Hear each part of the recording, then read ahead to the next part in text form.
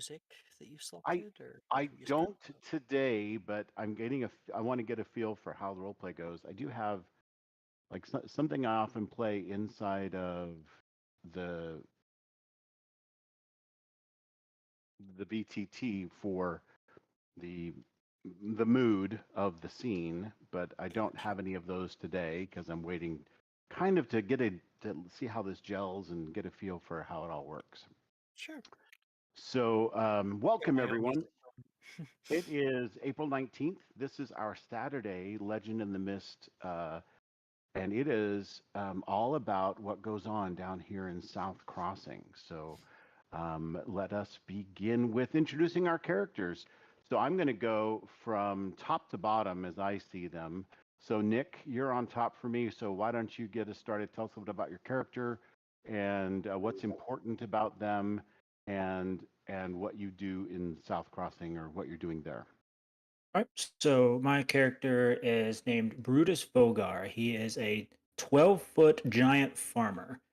He's lived just outside of South Crossing on his apple orchard, and that's just sort of been his life, almost all his life, I guess. But Mm. he's actually as big and as intimidating as he is. He's actually kind of a gentle giant. Very good. Okay. And Cherry, you're next. Would help if I unmuted before I tried talking. Indeed. Um, I am Sleepy. I am playing Cherry. Cherry is one of the newer inhabitants of South Crossing. Came by just a little bit ago. She does a little bit of odd jobs around town, mostly works at the tavern, and seems to have sort of a nervous and a bit of a klutzy disposition about her. All right, cool. All right, so then Davrim. Davram is the local blacksmith at South Crossing. He's lived in South Crossing all his life. He's very dedicated to the town. Pretty much known or is known by almost everybody there. Um, he's very. I don't know if I want to use the word simple. Very direct, very straightforward, very much a no nonsense kind of guy. Um, but he's warm-hearted. Seeks to help out. He's kind. He's also just kind of like stubborn as a mule. Admirable qualities. Excellent. All right, super. Elder Stape, tell us about yourself, please. Hi, I am playing Elder Stape. I am one of the town elders here at South Crossing. Been here all my life and made my way through the sort of social hierarchy. Um, I am on the town council, and the way to become a member of the town council is first to participate in a sort of introduction uh, that is sort of a black box of people who have ideas about how the town should run and the rules to be implemented. And anyone who wants to be a part of that, whether that's community members or people who want to promote to, uh, being part of the leadership in town, can join this and uh, sort of have these very open secret meetings. Everyone knows who's in this sort of incubator, where they decide on progress for the town. Uh, that after the 3 4 years of this uh, development, uh, get implemented by the town council, and whoever wants to move upwards does, and they sort of act as this intermediary between the group of new people for the next round of incubation and the elders on the council. Uh, So Okay. yeah, I'm part of the river folk here, and we may get to more about his personal life later, but yeah, he's Right. sort of reserved. So I imagined a town of this size did not have many on the council, or maybe had like an alderman and then like an assistant alderman. But what are you thinking? Like 3 people on the council? Yeah, Or okay, and so you're equals, like you're all judges, or how does yeah, this we work? all have, you know, responsibilities throughout town. Um, I act as a mediator for issues. There was an issue earlier with our gentle giant, um, where he wasn't quite uh, sure of how things should work. I feel sort of protective of him. Um, Mhm. and Or the larger things that need to, mm, have some intervention from people Okay. with a people being belligerent during the festival, you know. yeah, yeah. Does the town have any uh, you know, sort of police or guard or any But we do have a guard, yeah. like that? Guard, okay, yeah. We have the one guy. There's a red marshal. We have the one guy, yeah. I shall Right, introduce yeah. him. Mm-hmm. Excellent. All right, and then Fife. Hi. Fife is a lively individual. He is currently just visiting the town for the festival. He's a bit of a drifter, moves around from place to place, and wanders all throughout the Dales. He is a upbeat person. Definitely, often like a life of a party. So if there's ever a bit of rabble rousing going on in the inn, he's probably right in the center of it. He certainly bears a striking visage, which he might be getting away with right now due to the festival. Um, but Yeah, he bears out of character, of course. He bears the semblances of something like a satyr. He has curled ram's horns and furry legs with hooves, but also has a fair bit of style with his own unique sort of garment and get up that help him to get around the dales. Um, yeah, that's Fife. Right, very good. Okay, well, cool. So I think that makes for an interesting set of characters for our story. My task then will be as narrator to provide a place for your characters to thrive and to kind of come together and have adventures. Um, let me let me help set the scene of South Crossing. Um, our scene opens today with soft golden mist rising over fields of waving grass and wheat. Early morning light filters through the trees, casting long shadows across humble thatched roofs and cobbled lanes. The gentle breeze stirs banners and drying linens. Chickens scatter as carts creak past, and distant laughter echoes from children preparing their festival costumes. The camera pans over the village of South Crossing, small but proud, nestled in a cradle of earth and river. Crooked chimneys puff smoke, and villagers begin to bustle in the square to prepare for the river festival. A distant bell rings once from the small chapel tower. The air is crisp and the atmosphere warm. The shot continues, shifting past the festival booths and colorful garlands strung between trees.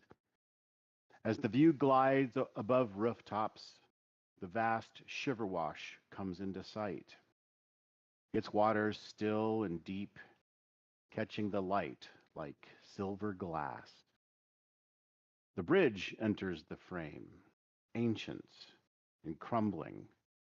Only the first stone arch still stands proud from the South Crossing bank. The rest is shattered with time-worn stones some jutting from the shallows before disappearing entirely into the wide waters.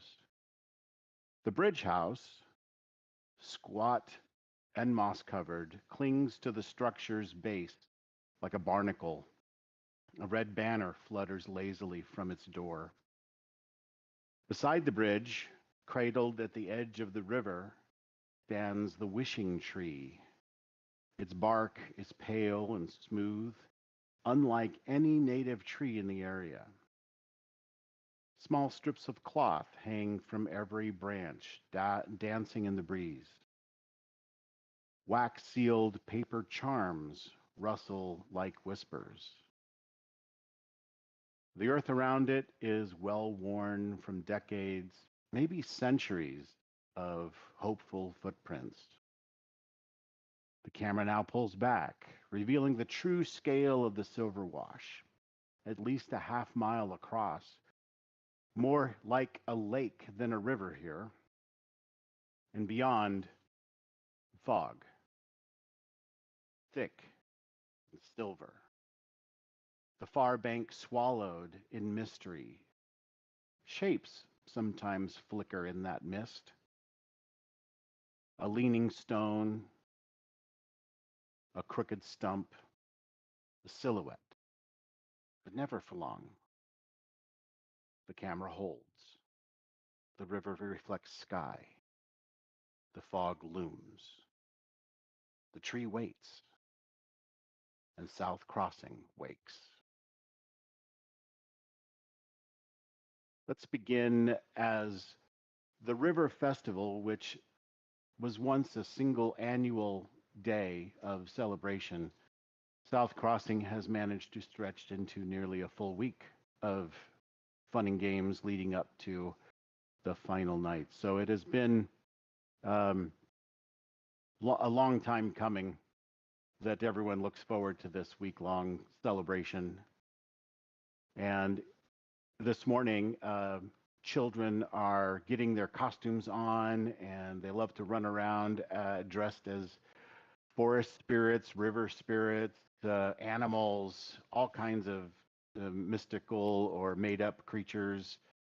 Something of a Mardi Gras kind of situation where it's a big party, and the kids love to play pranks or dare each other to do things. There are various opportunities throughout festival for the community to play games together, tell stories together, dance, sing, drink, feast upon the harvest and the meats of the area, lots of fish. The river is always provided a good bounty of fishing, though no fisherman ever goes to the other bank. The people of South Cross have come to call themselves Southies because the name crossing didn't seem to mean as much without a bridge. So they have sort of left that behind, though the name stuck perhaps as a reminder of what once was. There's local folklore to be told. There's stories by Auntie, I think her name is Auntie Grandma. She loves to, let's see, some of our cast. Let me pull that up here. Mhm. So Auntie Grenna is something of the village grandma. She tells nursery rhymes and such. So some of her nursery rhymes are very Mother Goose-like, if you can imagine. They have nonsensical meaning unless you happen to be real familiar with what it was really trying to make fun of or call out, etc. There's a couple of well-known pranksters in the village. One youth named Finnick, another Laura. These two often dare each other and are found climbing thatch roofs or playing on the bridge so you can get the closest to the edge without falling in the river, etc. Things like that. There is another Jaron Wist, the tavern keeper. He is kind of the center of perhaps the center of the town. So almost councilman like in his own right, though he's not on the council and refuses to ever be on the town council. Um, everyone looks to him with some measure of respect for his sagely advice. There is Lucius Parnham Trace III, who is here for the festivities. Lucius is from the big city far to the north, and but travels all throughout the Dales, putting on all kinds of bardly performances, whether it be magic or storytelling, music, etc. He's a fantastic storyteller as well. Magda Wren is a respected elder of the village as well, so she is on the council with you. She is very fiercely devoted to tradition, and she maintains a shrine by the wishing tree and often warns of signs others dismiss as superstition. Every year during the river festival, someone takes on the persona of the masked storyteller. And there is a mask that is used every year, a singular mask.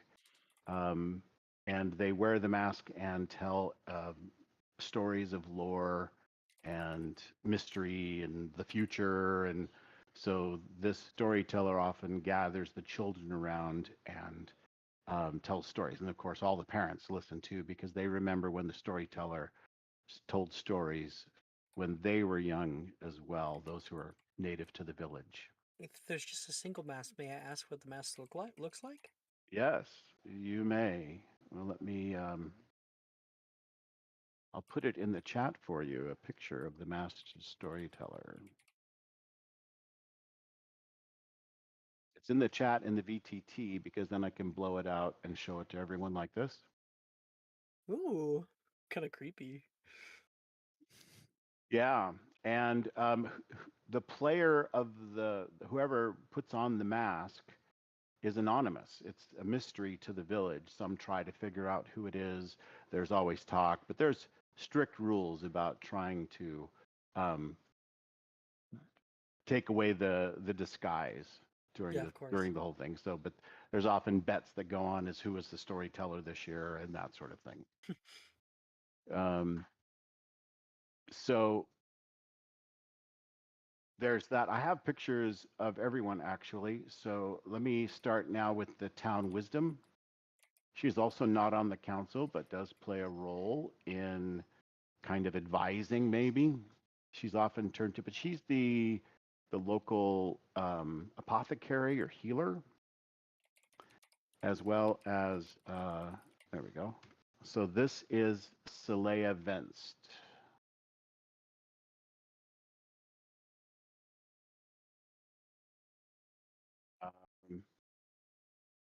So all of these characters are going to be prominent in our story today. We do have also, let's see, oh, here's Auntie Grenna. I'm saving Ennis for last. So let's put, I probably should put their names next to them, Oh, huh? oh, she's so cute. She is. So that's Auntie Grenna, and I don't think I can edit the previous one, so you'll have to keep track of that. You like Celea her. and the Masked Storyteller. We also have, let's see, oh, I didn't mention Old Marda. Old Marda is perhaps the oldest person in the village. She tends the wishing tree. She spends a She's lot got of like a time, big ear horn or something. something What like did that. you Yeah. say? Yeah. She has got, her one eye doesn't work anymore. Yeah. And so this is old Marta. Oh wow. But she tends the wishing tree. She makes sure that nothing happens to it, and she's there. Half-blind crone who tends the wishing tree. She's lived through too many festivals to count, and claims to have been present when the fog first crept over the far bank. She's probably not that old. I feel like she's used that staff of hers to bat away Oh yeah. the Grim Reaper a few times. Well, Not and today. children, yeah, children Joking, of fear course. her, adults Ooh. respect her, and she Okay. sometimes speaks to the tree as if it were an old friend. All right, Magda Wren. Let's put her back. Oh, that is Magda Wren. So done that. Let's see. Antigrena. Okay, so here's Finnick. Let's copy his picture over. Can I just drop it? Ooh, I can. Nice. So this is Finnick.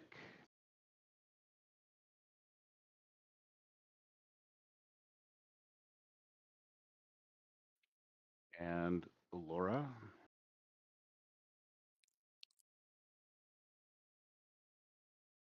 Yep, they look like trouble. Oh, Never have I seen a more untrustworthy young boy in my right? life. Yep.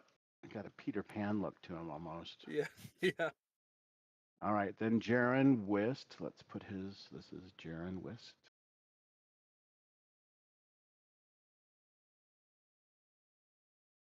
Aww. Oh my gosh. He looks so Gotta love. sweet. You love this town, don't you? And you will love Parnham here too. This is Lucius Parnham Trace. I believe Fife is responsible for that silly name. There you go.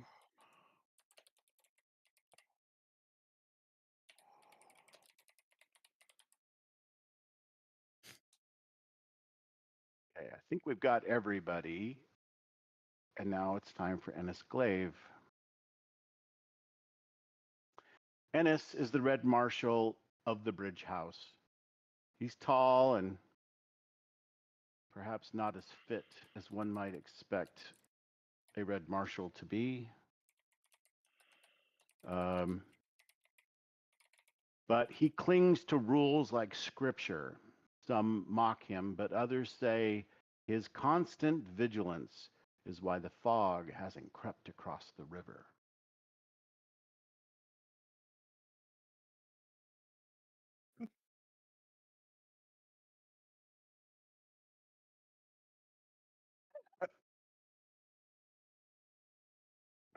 What a look. I was looking for a Barney Fife for the village. And Is that his reaction to seeing the giant? that's his reaction to Just seeing almost watching him everything. walk I think that's past. everyone. Almost Yeah. everyone. Yeah. What's our giant's name? Brutus. Brutus. Brutus. A very gentle name.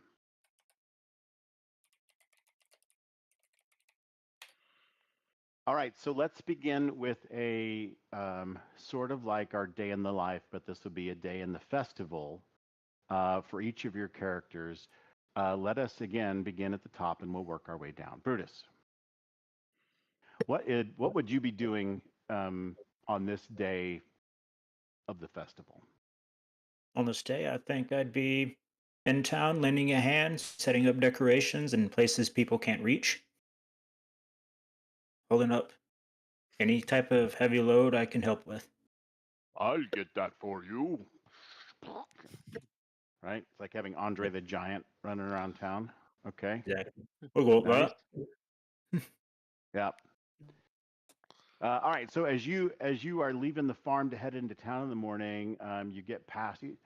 One of your tasks is to often check the fences, just to make sure that none of the livestock get out. Till you have some livestock, and so, but you just keep checking the fences to make sure that none of them are broken or bent over or anything like that. And at one point, in a part of the land that you help maintain, you find a fence post that has been kind of pushed over. So you pull it back and pound it at once or twice, and it just goes right back into the ground, nice until you check the twine and wire, and everything looks good. You step over it easily and move past toward the village. Don't But even then need a hammer. you find a an old standing stone that has been toppled. Normally it's up. It's just an old remnant of some, something from times past, some, ancient empire that used to thrive in the land eons ago or something, right? And it's just this old standing stone, but it's kind of fallen on the ground, and where it has fallen, it has trapped a bird by one of its wings, and it flaps a little bit underneath the stone, trying to pull its wing out from underneath where it has been trapped. Don't worry, Mr. Bird. I got you. I pick up the stone and just move it back into its place.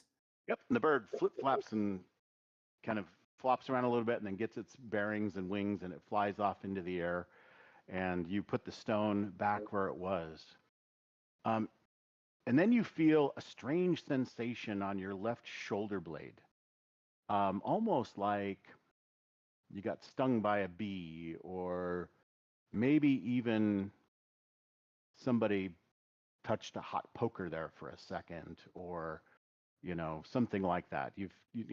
Not quite painful, but unnerving to feel with when you're standing there alone.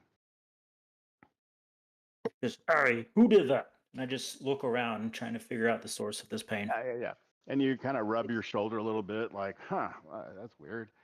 And then you head off into the village to do your bit. Meanwhile, old Marta takes her one eye that works and squints it at the bark of the tree. Something's changed. Cherry, as you begin to get your day going, what is it that you're doing here during our festival week?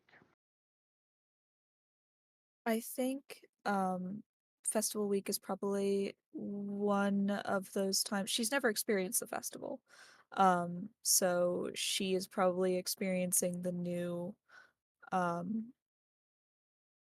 the new like kind of expedited happenings. Like she's probably expected to do a lot more around the tavern, a lot more cleaning, a lot more running, a lot more stocking.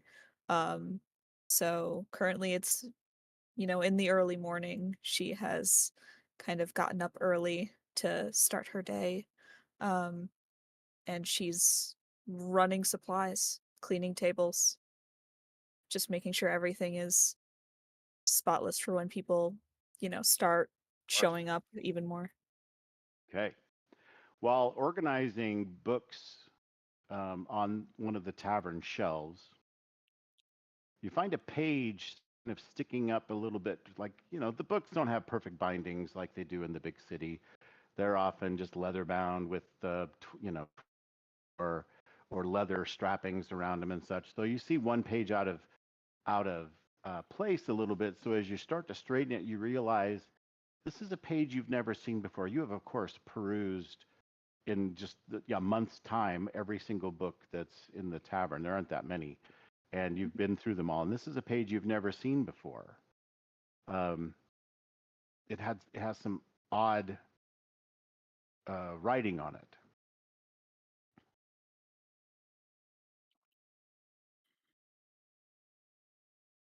You take a closer look, of course, and it looks like it is a lullaby in some old language. Because there Like are an some parts of it that seem familiar. It's kind of like reading really old English, where you Mhm. kind of make out kind of, oh, that's like, huh, I wonder if that's this word, right? So Mhm. it's something like that. So it's a very old language, but it seems to be almost like a lullaby. I think she's gonna take a look at it. and then kind of do like a back and forth to make sure that Jaren's not around. Uh-huh. Um, Uh-huh. and then kind of like fold it in half and like slides it into her, like the pocket of her skirt, just so that she can examine it later more closely. Right. Maybe compare it to some of your other books that you've brought with Mhm. you. Right. Very good. All right. So let's now talk about Davrim. Tell us about what you're doing. Davram is probably so his business is probably kind of closed right now. He probably has a booth in the festival, but he's not doing a whole lot to like man it or promote it or anything like that because he kind of knows people aren't going to buy from him during the festival. Um, he doesn't believe in like making all these like fancy festival colorful stuff, and no one's going to him buying like utilitarian tools right now. Um, he's mostly complaining with his friend, probably Jaren, but maybe somebody else, about kind of the festivities that are going on. Um, he believes in the whole river festival celebration, the whole tradition of it, but he believes it should be a more solemn affair, more family affair. He believes it should be one day. He doesn't like all this change. He doesn't like all these new traditions of like building up to the festival. He doesn't like the town's effort to like invite all these people from around nearby towns. Um, he just doesn't believe in all this hoo-ha going on. Um, but it's mostly just complaining for complaining's sake. It doesn't actually bother him. It's good that people are happy, but at the same time, he feels like it's all kind of fake. People are pretending to be happy. The town has real problems right now that they should be working on. Um, and instead, everyone's, going around trying to find excuses to get drunk. Some don't need excuses. Very good. All right. So you're at your stall and you're kind of mucking around, looking busy. Um, wishing you were back to normal work. This is ridiculous, right? And you could be doing things right now. And a man wearing a hood, a traveler visiting from somewhere else, walks up to your stall and he holds out his hand. And in his hand is an iron ring that is broken. It's in two pieces. And he holds it out to you and he says, "Can you fix it before sundown?" um, he he'll take the ring. Mhm. Um, You notice immediately it's got some old symbols etched on it. okay, that's weird, but probably not something he'd respond to. Hmm. Um, he so he basically he names a price. It's probably a little bit higher than it should be. Um, If you can't fix it before sundown, I'll forget who I am, and I can't have that. Everyone thinks I'm mad, oh but it's gee, I can't true. imagine why. Um, yeah, sure, no problem. Come, come back before sundown. I'll have this ready. It's not like I have anything else to do. Blessings upon you. I'll be back. And he turns and skitters off. On your left shoulder blade, you feel a sting, I have this feeling he's never coming um, back. like a little burn, like a there's a little burn, sting kind of feeling. Probably happens to me all the time. Yeah, you backed into hot iron and all that kind of stuff. No big deal. You probably got some scars here and there to tell tales of what you were doing. Yep. All Kind of right. like Yeah. So across town, And he'll go ahead and close the booth. Why not? you close the booth. I got work to do. Okay. Pull Maybe you down a can shutter. have someone else sit at the booth and sell some of your little Yeah, I'll prop up the river, little straw man as usual. right? And you have probably some river festival knickknacks or iron doodad thingies that people can hang from their porches and wind chimes and all that kind of stuff, right? That's probably what I do with the costume that I'm supposed to be wearing. Is I just prop up a little mannequin for the booth. There you go. You have like You a look little like a sign that says "out to lunch," but you keep that right. up all day. Oh, I was meaning it was supposed to be, yeah, it was supposed to be like for me, but so people think I'm there. But Like, I don't know. I think Davern's in a bad mood. He wouldn't talk to me. I had a full conversation with the man. He didn't say anything. I think Davern's a great listener. Talk to him all day.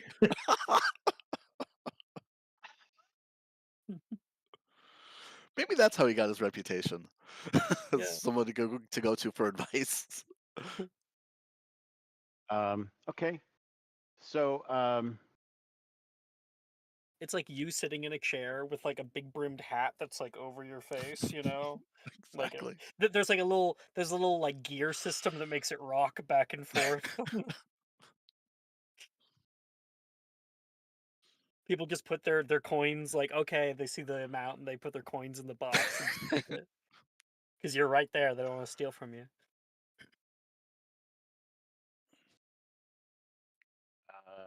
oh, there you go. All right. So Davram, you head back to go fix the ring to make sure that it's cooled by and whatever. That's all done and set.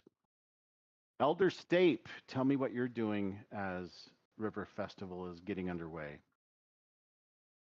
Yeah, I am just sort of observing how everyone's putting stuff together. This is something that he enjoys year to year, and he tries to go from booth to booth and uh, decoration station to decorations as people move through to keep the town up and keep people's spirits up. Um, as uh, he does, he's got this blue ribbon that uh, has something to do with the river festival. I don't know what yet, but uh, the kids all seem to enjoy it. When the kids start putting decorations up in ways that don't seem to be traditional, he will go and gently chastise them. Uh, but then they give some explanation as to why that's right. And it's like, okay, yeah, I guess kids these days, I don't know. Well, it's not my town, it's our town. So they they can do what they want, I guess. Um, but he's got his watchful gaze, making sure that everything's moving along and things are getting done and progressing smoothly to the events of the evening. Um, now and It's like again,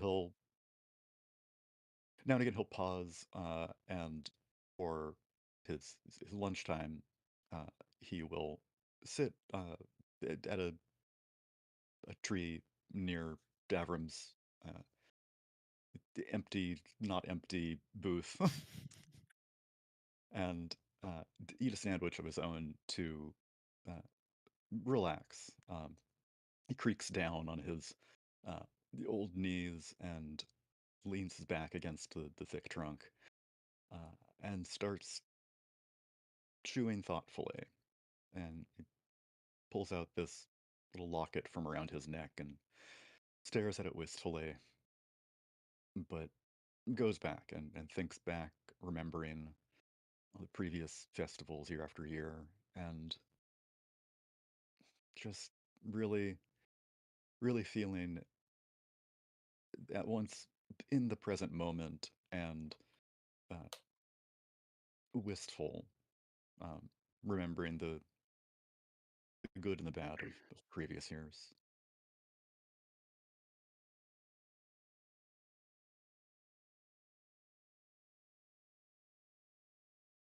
Back when the festival used to mean something. Right. All right, Fife.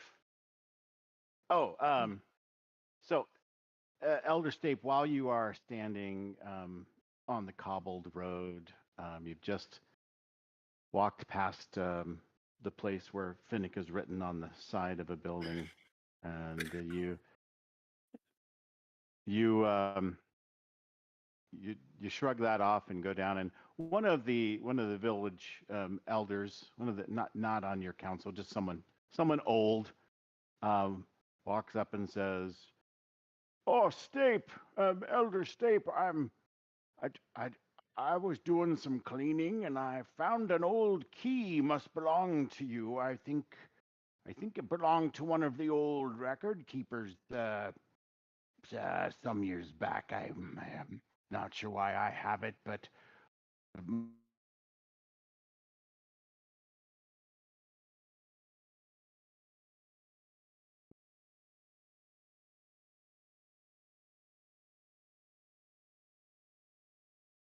Hmm? Sorry, you've cut out. Yeah, we heard. He's muted. You're muted on your other guy on the DMPC. There we there. go. Is that better? Yep. Yeah, you said Yeah. the last thing you There's a said was, "I don't know why I have it." Oh, yeah. I belonged to an old record keeper or something. I some years ago. I guess it got handed down somehow in an old box. I don't know what it's for, but I reckon it goes to something record keeping like. But here you go, because my great grandfather was one of the record keepers. But yeah, I thought I might hand it to you. So this is a key you didn't know existed. Um, it goes to somewhere in the town hall area, which is the bell tower chapelish area. That's kind of the little town meeting area where the council might meet and judge, hear issues and talk about maybe new ordinances or various such and sundry. And so there are some record keeping areas. There's a cellar of things, and there's even an attic that has some things in it. You know about all those, but this is a key that you weren't really aware. Like you didn't know there was something locked somewhere. So it's interesting yeah. and seems old. Anyway, he goes, well, better in your hands than mine. I'll just lose it again. It'll end up, I don't know, being handed down to whoever. So here you go. Well, thank you very much, kind sir. I will figure out what this is for and to whom it belongs. Excuse me while I uh, sit very carefully with my back to this tree and avoid being shocked or stabbed or any pain.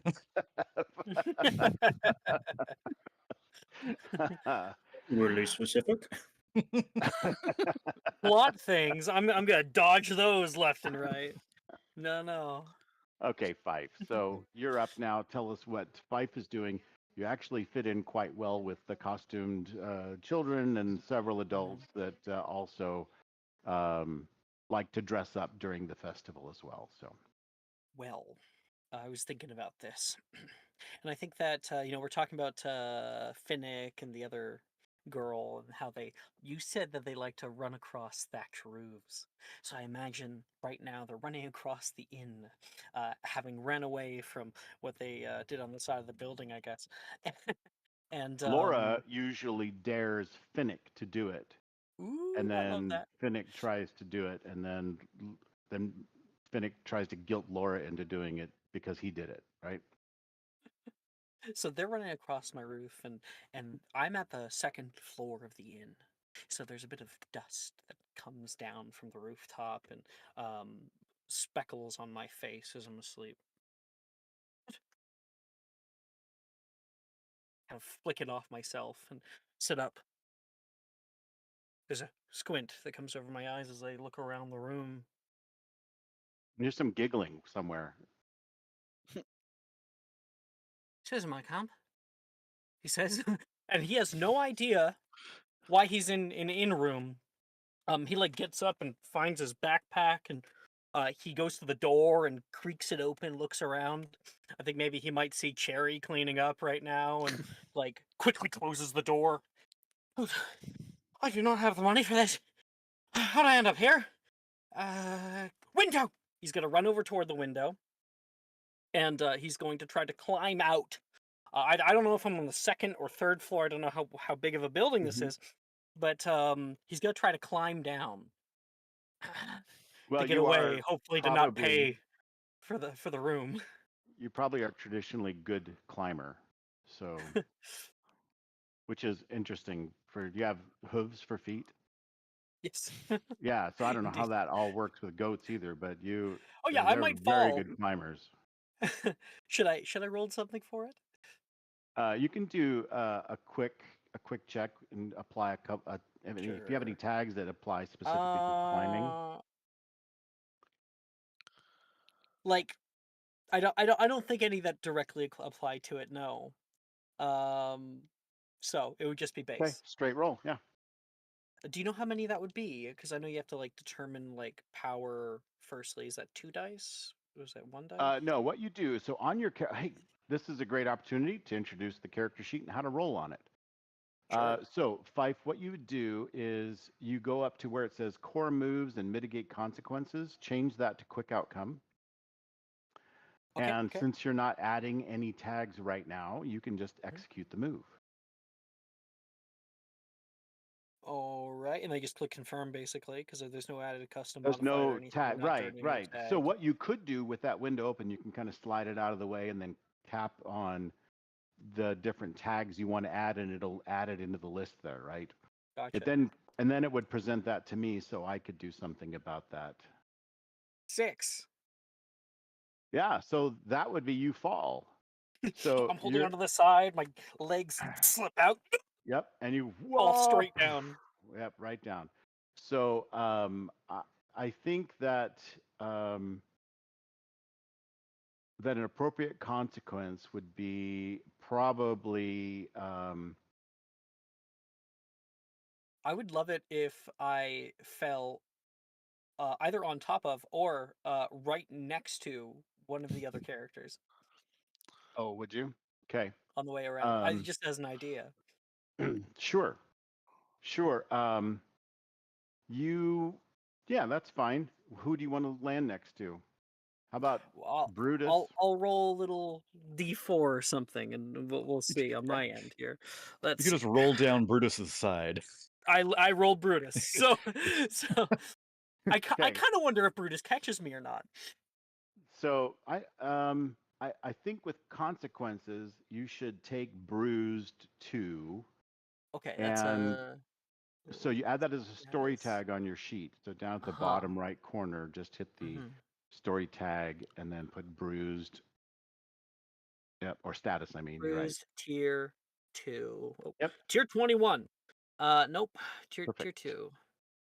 Okay. There's no like enter button. I guess it just Brutus size. automatically It goes. saves when you click out of Oh. the field. Yeah, so you can just close it then. So Brutus, I slam onto like the ground. Maybe I'm in the back alley. There's some boxes, and I immediately Yeah, it's crush some of them underneath of me. probably a wooden shed top where maybe over the firewood, and you go boom, boom, boom, and you kind of bang down that a couple of times, and then into Brutus, who doesn't really notice, Yeah. and flop back on the ground after that. I'm like, I look up, so to speak, and I'm upside down, and I see Brutus towering over me. Oh, Hello, hello there, little big man. guy. Where'd you Took come quite a from? tumble. Oh, You come from the wouldn't be a sky. tumble for you. Oh, something like that. Can you help me up? I have my Well, hand up toward totally. And him. I just one-handed pull you straight. How Nope. tall is Fife? He's I think like 5'9". Okay, and then Mhm. Brutus, did you settle on your size? He's at Somewhere 12 around. feet. Yep, I'm gonna go with 12 feet. All right, so double the normal 6-footer's size. Yeah. 2 men Real tall. tall. 2 men. 2 men in trench Okay. coat is what I really am. Right. Okay, and so you look down, and it could be one of the kids dressed in a costume of some ram spirit or something. Well, I mean, we had met before because we got acquainted, right? We he caught me in his apple orchard already, so Seems I'm we catching vaguely you know. everywhere. Uh, Ain't got any apples for you this time. would have been nice if you did. I'm starving. I haven't had any breakfast. What time of day is it? It's midday. Oh dear. What are you doing so late? Oh, I had a really nice bed. Have you ever woken up somewhere where you don't remember how you got there? Oh, really? It's like my little home. Well, at least I was still clothed. Um, I wasn't expecting to see you here by the village. People don't stop you. Oh, well, I do live here. Sort of. He Anyway, like small village. he stands up and he'll start kind of just walking down and naturally follow wherever the hell you were going and be like, beautiful places. Never been to South Crossing before. Can't imagine having been just grown up and all in one place. You've been here all your life. Oh, yeah. All my life. Can't see myself going anywhere. Costume's really nice too, and I just kind of poke your horn. Feels real. No, it's not a costume. It's more of like I don't know, a lifestyle.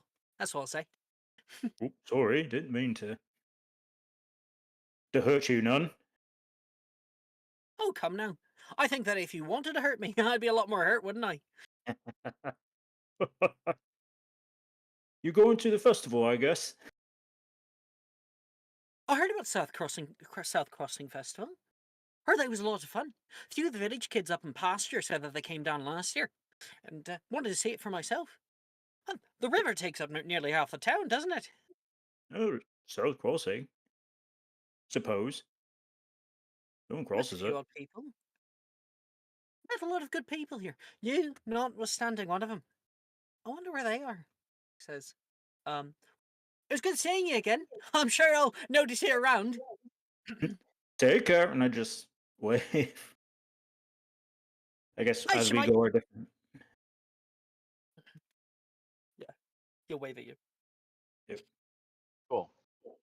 So you come back around the inn and start to investigate further into the town toward the town square. Well, there's a very large kind of road that meanders a little bit meanders through town and ends up at the bridge.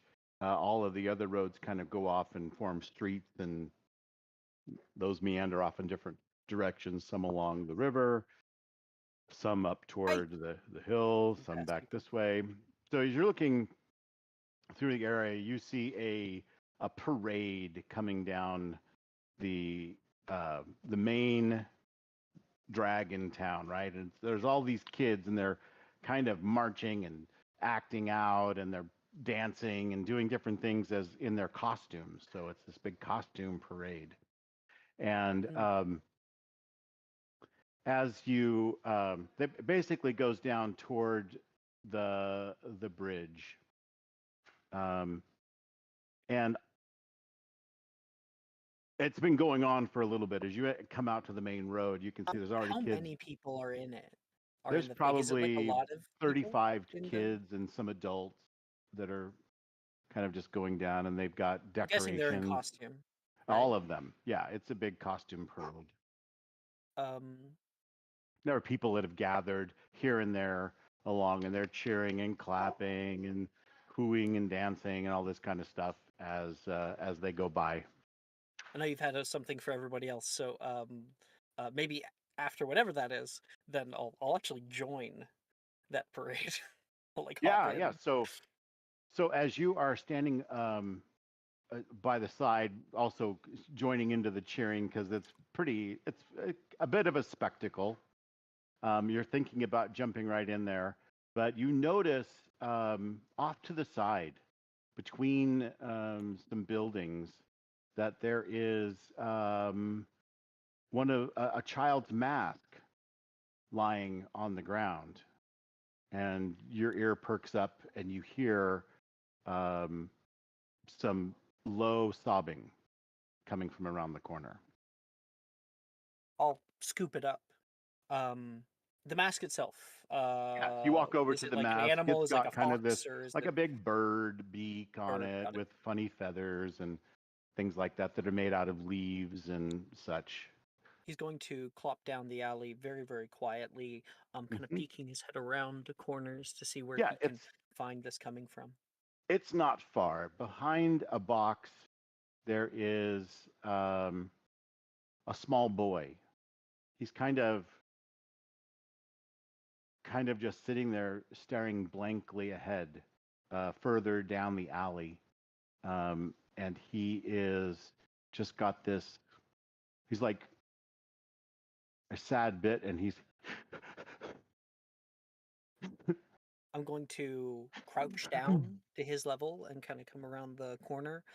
Oh, you know what? No, no, no. I'm going to grab the mask, crouch down, and because he's around some boxes, I'm going to put the mask forward, his own mask, preferably, uh, around the bend of the boxes and go, there, on a day like this. Acting like the bird. yeah, yeah. He continues to stare blankly toward you, toward off, Mhm. like I'll like be peek out from around the boxes. right through the mask. There's a woman who walks by and she goes, "Oi, don't don't worry about him. He's a faker. He's just trying to get attention." And then she walks on. I'll look back toward the boy without, I think, looking toward her, but just kind of speaking toward him, like, "What? Never knew of a boy to cry, wanting attention, being alone in an alleyway. You all right there, son?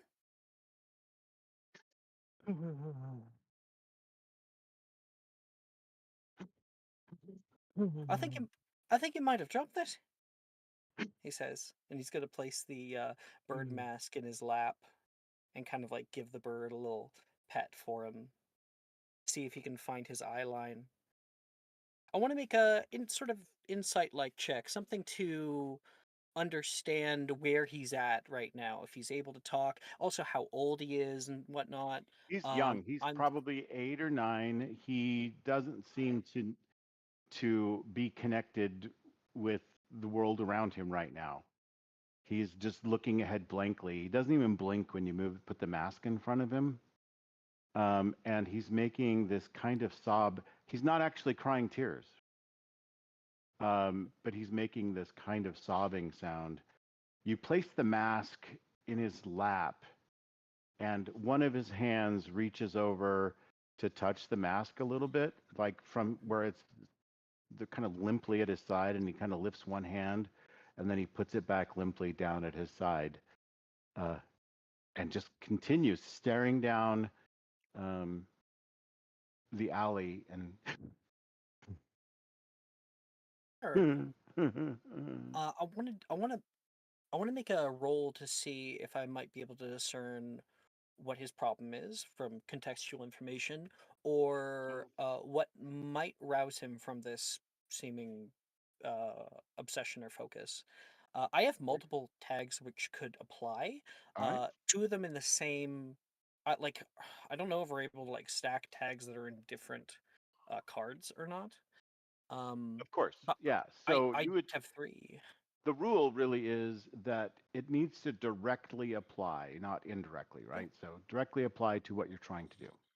Yeah, yeah, I feel like all of these three directly apply, which is infectious positivity, when I'm needed, when I'm most needed, and a balm of life's woes. Okay. All right. So what you do is on your sheet, you click each of those tags, and then you can roll a quick outcome. Uh, oh, I pull that up and then I click.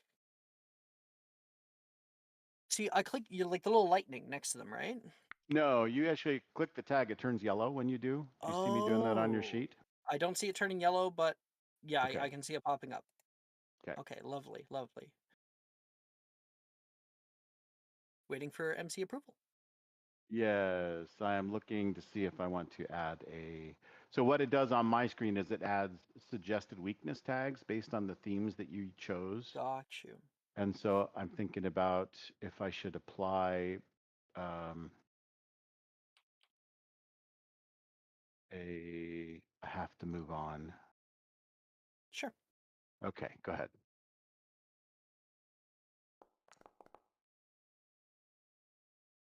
I never read those dice. So with an 8. Oh, it didn't show up, but it was weird. I'll change the dice for you. Like cyber dice. Yeah. All right. So with an 8, I'll give you a couple of clues. He seems like he is in a dream state or something like that. Like he's having a waking nightmare. Okay. He's about 8 years old, so it could be almost anything. Okay. I think Does that give you what you were looking for? yeah, totally, Okay. totally. Sort of waking nightmares a big thing.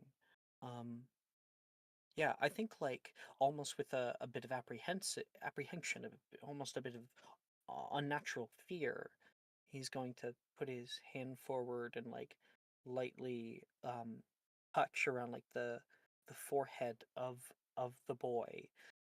If nothing happens or he doesn't jostle awake at that point, um, then I think yeah he's gonna stand up, be feeling a little unsettled by this odd situation. Yeah. What Okay. happens if I touch him? So you reach and you touch him, kind of move some hair away from his eye, kind of thing, right? To just see Yeah, that'll how get he's him. doing. He suddenly like startles and snaps out of it, and he looks at you and he's a little scared, and he's like and then he smiles. He Oh, gets a big broad smile because you just look funny to him, don't mean no harm. Not and he goes, "What's going on? What's happening?" quite Oh, sure there, but I found your mask there. Better put it on. Don't want the oh, spirits to come by and think that you're not one of them, eh? yeah, I got to be in the parade. Oh, they're just where they're just right down the street right now. I was gonna hop in myself. You wanna come with me? Yeah. He puts the mask on and he jumps up and he goes with you and you I'll both offer him join like a into little the hand, parade. like two fingers, Yeah, and we'll run into the as parade. you catch up to the end of the parade and join in, and you feel kind of this sting on your left shoulder blade, kind of this like a bug got you or something, right? Yeah, like ow. Huh. Not a big deal. It doesn't really persist, but it definitely something happens. Do you guys have wasps down here? He says, talking to a few people in the crowd. You're like this. Hmm. Yeah. So you you continue down the parade, and it goes. It was just momentary. It just caught your attention. Something happened. Totally. Meanwhile, down by the river, old Magda squints again at the tree.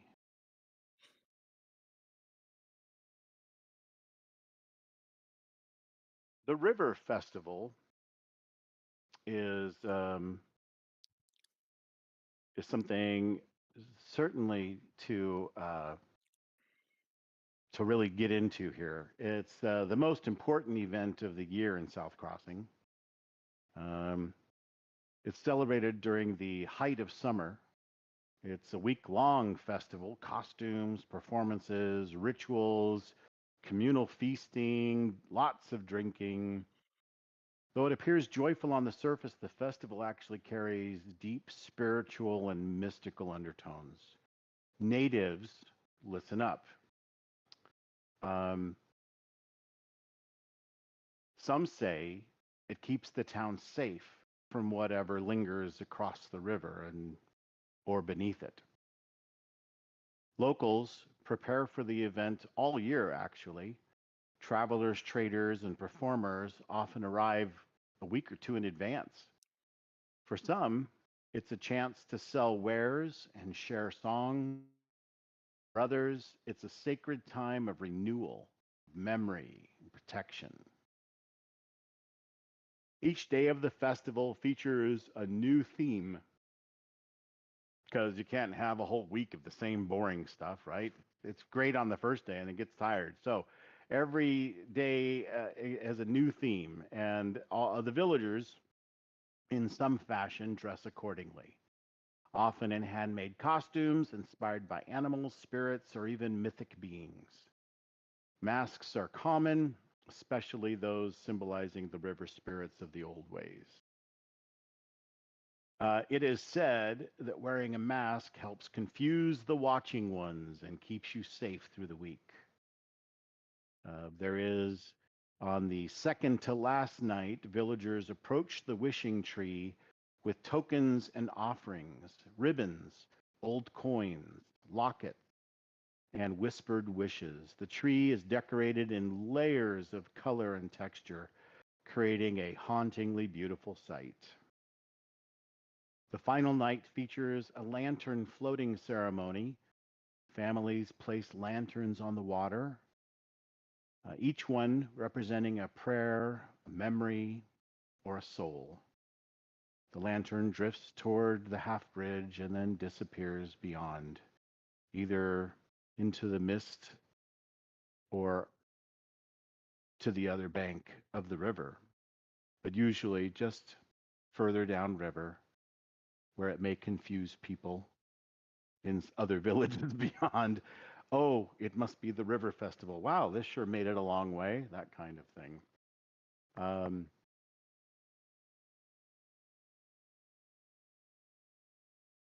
There is an old iron bell mounted near the ruined half bridge. It is rung 3 times during the festival, once at opening, once at vigil, and once at dawn the following day. Some say the bell keeps something ancient from crossing the bridge.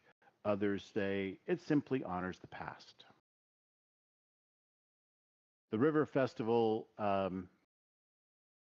has origins that are long lost, but it predates the founding of South Crossing. Some believe it was originally a thaumaturgic observance related to the construction of the broken bridge. Others say it began as a ritual of warding tied to river spirits or the old ways.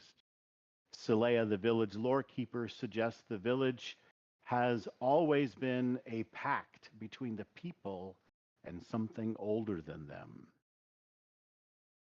So today, the cultural significance of the River Festival is that for a week, the lines between traveler and local blur. The entire town becomes a stage and a sanctuary. For spiritual renewal, many locals treat the festival as a time to let go of regrets, honor the dead, and prepare for the year ahead. Elders whisper that the veil between worlds thins during the festival. Some even claim to see spirits or receive dreams from the river.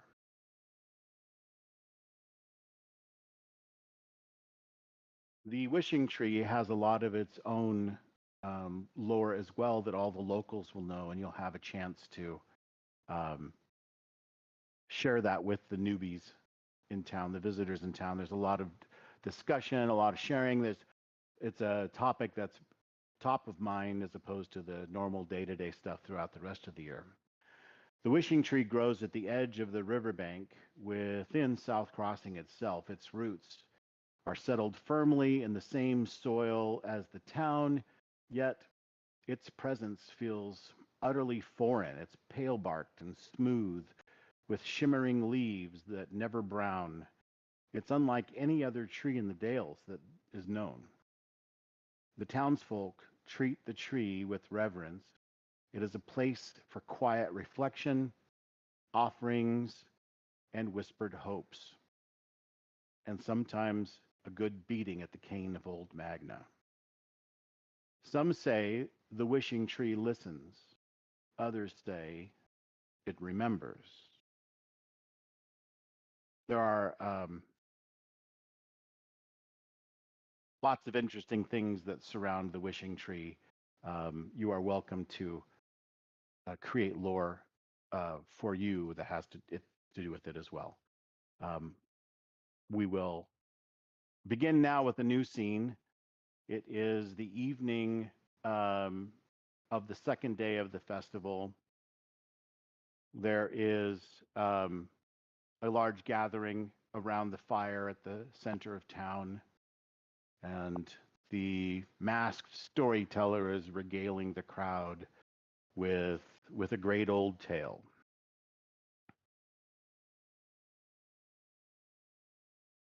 I'm gonna sit on the ground, crisscross Yeah. applesauce, with the kids in front of me, listening to the Okay. story. Yep. Where would each of you be during this time? Brutus? Where is it being held? Like In you know, the center of town. So not Ooh, at yeah. the bridge, but somewhere before the bridge. The road Mhm. widens into like a town center that has Yeah. the town hall with the bell and other, the tavern is right near there, etc. So it's kind of the center of the whole town, even though it's not physically the center. The town then spreads further inland from there. Could I quickly have the name of the kid that I was talking to? Because I probably would have gotten his name after. Sure, he would be known as Gil. Gil. Okay. So yeah, I'd probably be sitting nearby a lot of the kids because I'm helping Gil, whatever the hell's going on with him, in the middle.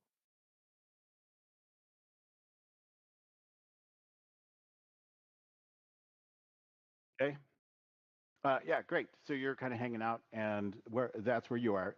Elder Stape, where are you?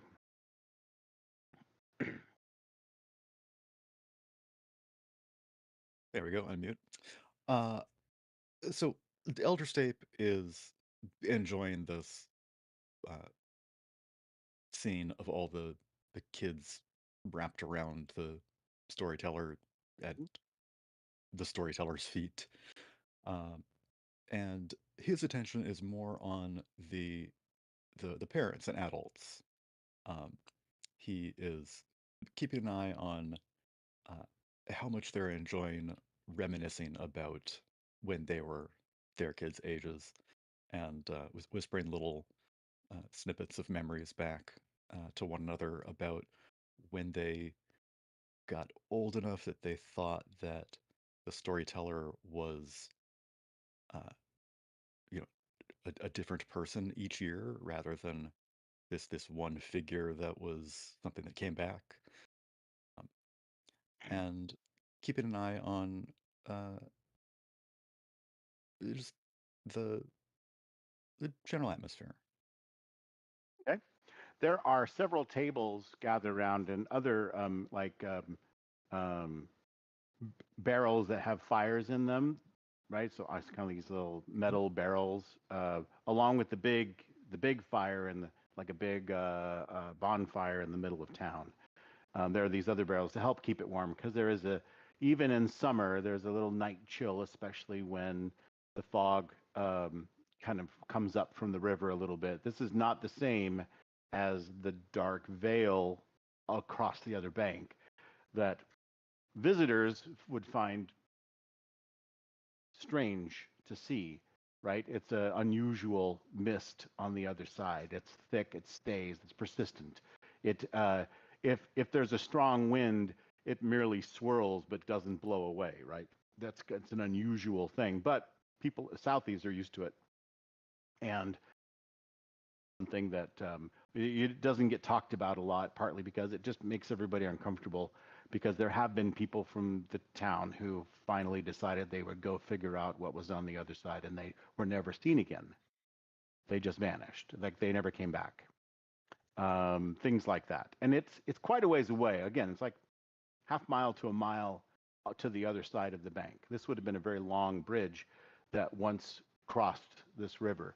The river is more like a lake in this place. It's so slow moving and wide that it's almost more like you're on a lake, but it is the river.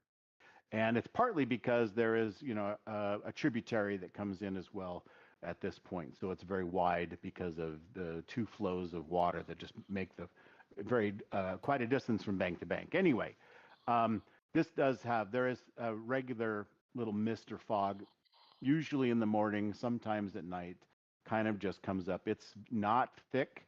It is just present. It's thin and wispy, but sometimes it's more just a sign that there's it's the the cool river and the warm air, or the warm river and the cool air, however that works. Um, it causes some of it to just, literally just to have mist come up off of the water.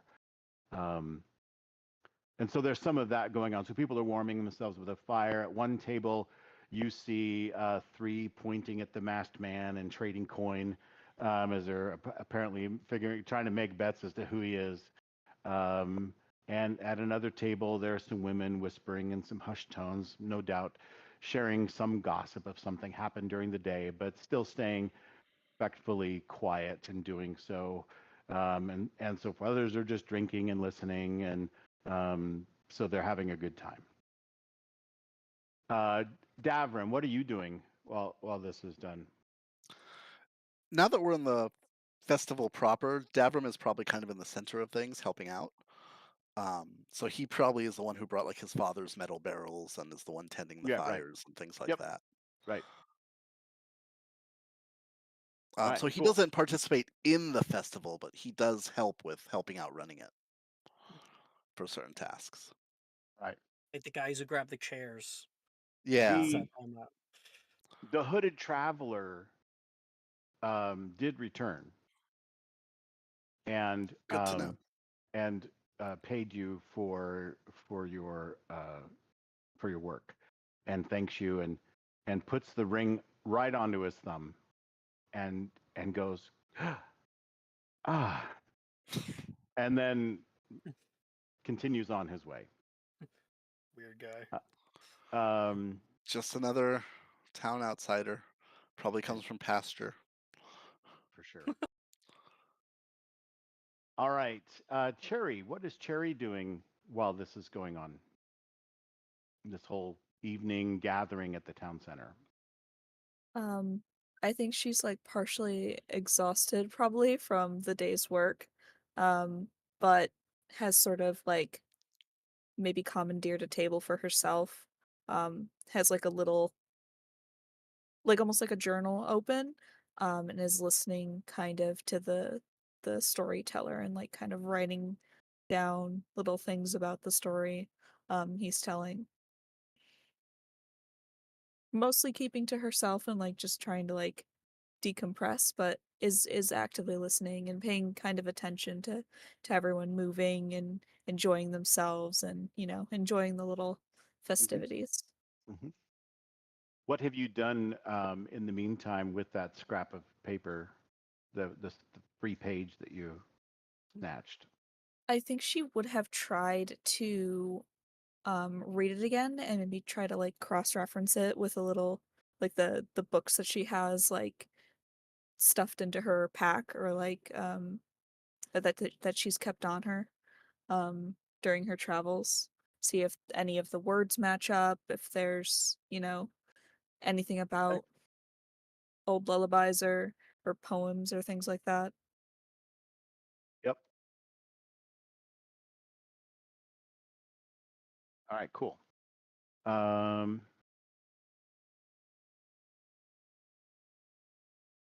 very good. Brutus, what are you doing during this festival? I think This Brutus is just evening trying to gathering. help. Yep. Is just trying to help out where he can. He's carrying large logs to help keep the bonfire up and going. But this entire time, he's secretly having an ear out to this storyteller. I think it's one of his favorite events. Indeed. Okay. So, Cherry, I have sent something in a private Discord. Uh, that what you've been able to work out to be Cool. or rhyme of some sort. Wonderful. Uh, um, all right, gather close, Southies and guests, and listen well, for the fog is thick tonight, and it's on nights like this that she remembers. Long ago, before South Crossing had a name, the Shiverwash was narrower, the bridge still whole, and folk passed freely between the two banks.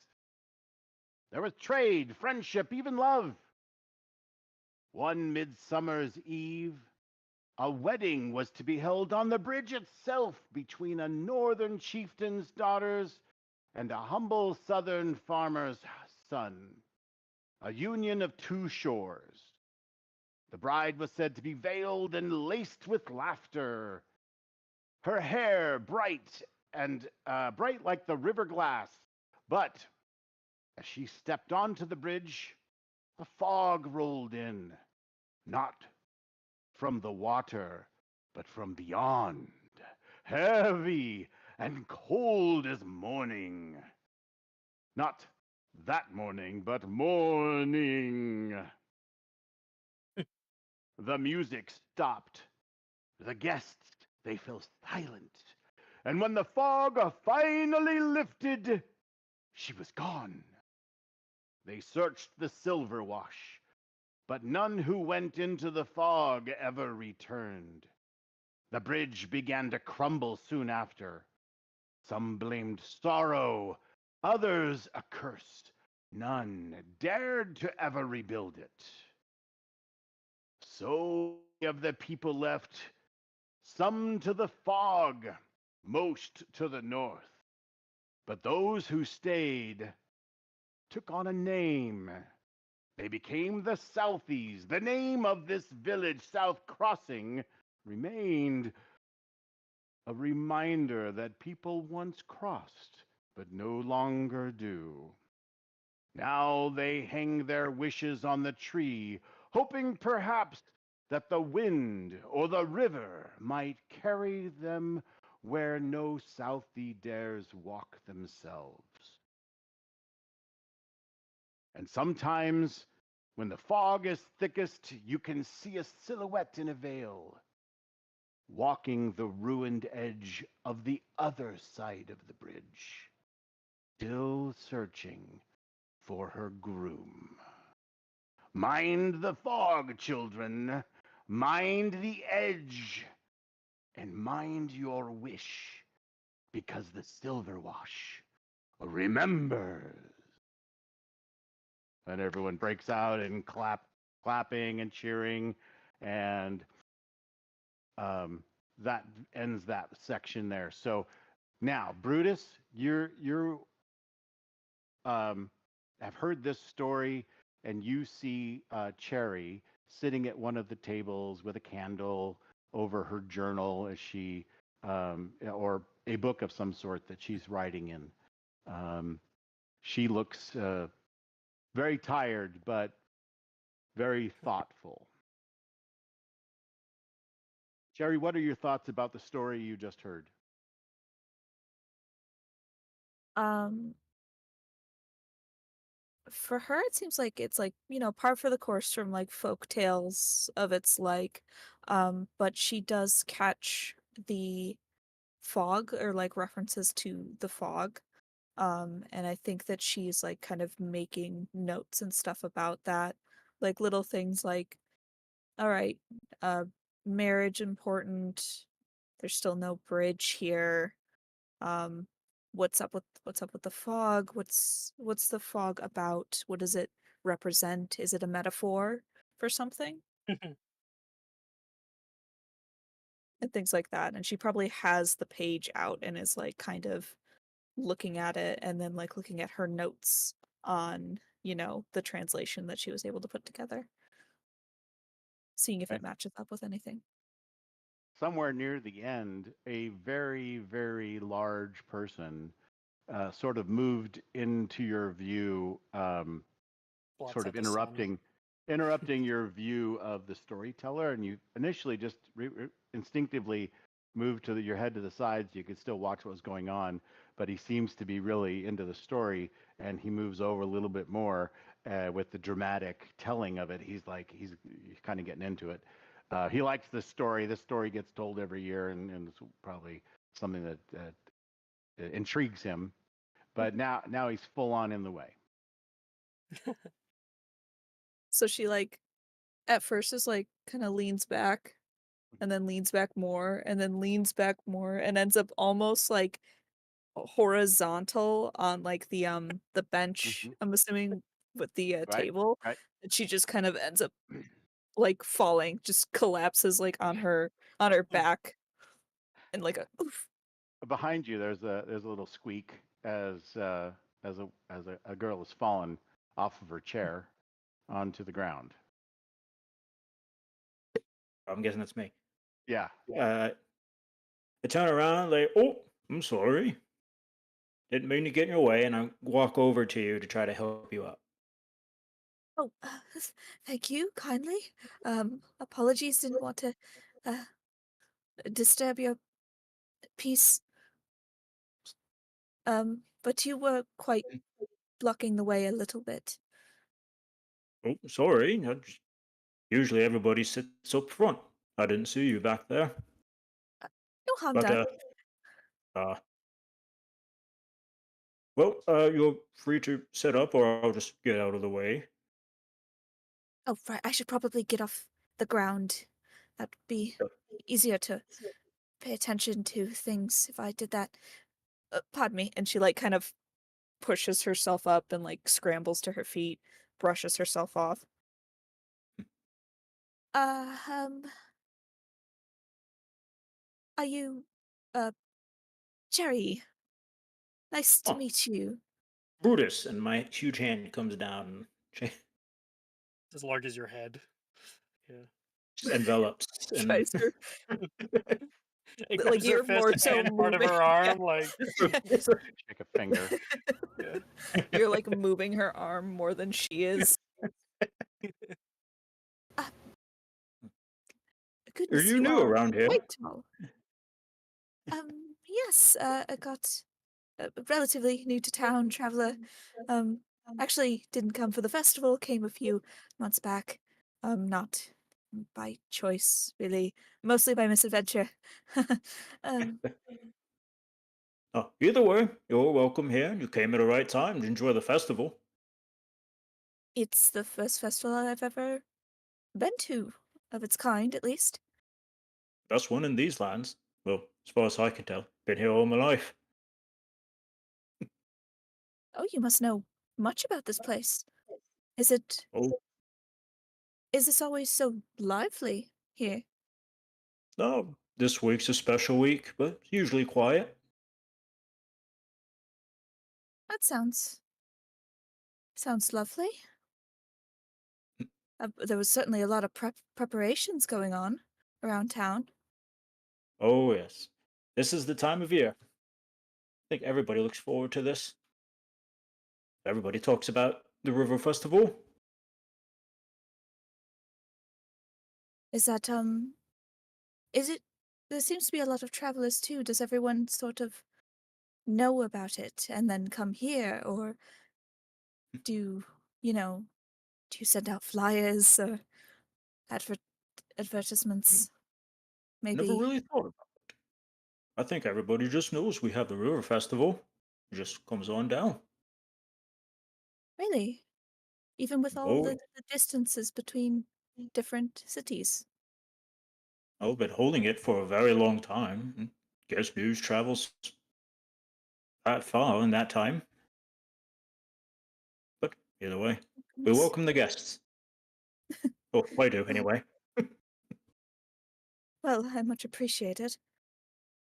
Although that does call into question some of my traveling habits if news can travel that quickly, and I can't manage to make it much farther than half a mile in a day. Oh, then are you from nearby? Or just all over? All over here, there, Oh, where is here really? Aside from not there. then you must Huh. have plenty of interesting stories yourself. All the Oh, things you've probably seen. plenty. Mostly not really seen, mostly read. Um, picked up from. Uh, I met a family up in I met a family up in pasture whose son only had 4 toes on his left foot. 4. Hmm. How strange. Was he born with only 4 toes or You know, another I did reason? try to ask. Not very friendly people up in pasture. Hmm. Nothing on us Southies. No, no, surprisingly, here, if I were to ask a man if about his toe situation, I'm sure I'd get a much clearer answer than I I did.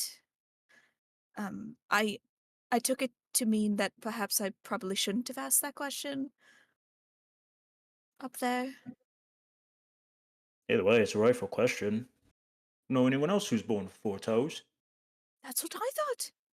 I was quite fascinated. I Right. wanted to see if that was the situation there with all of them. Hmm. All of them born I with didn't four stay there toes. for very long. Ah, well, I guess that's just them. 4 toes. Interesting. Anyway, I better let you get back to your reading, and I just gesture to the mess of books.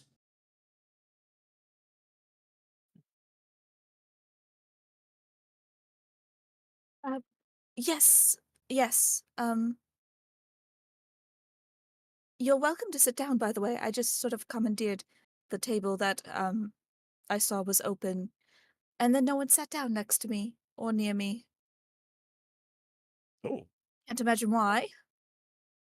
well, Ahem. if you want the company, I guess I could sit down. Well, more companies the merrier. All right, then I'll take that as an invitation. I'll sit down, and I think there's going to be audible creaks and cracks as this large man tries to sit on a table. You probably either will sit like at the end of the table on the ground, and that will be sufficient to get you right up at Yeah. the arm's length of the table, You take two or sit chairs and put them together. Yep. right a bench, Hmm. and then they're creaking. Just grab a Um, barrel. Yep. Grab 2 barrels and just sit down. I think there's a moment where like the creaking continues and Cherry's like leans back, just waiting for something to happen. And then it stops and she's like Thank just you. very, very quietly. Comfy seating. Elder Stape, while you're looking over things, you see the giant and Cherry giant sitting down. That's an event when the giant sits down because suddenly the sky lowers a little bit. Um, um, as the whole vision of everything. You don't have to look up so much to see everybody.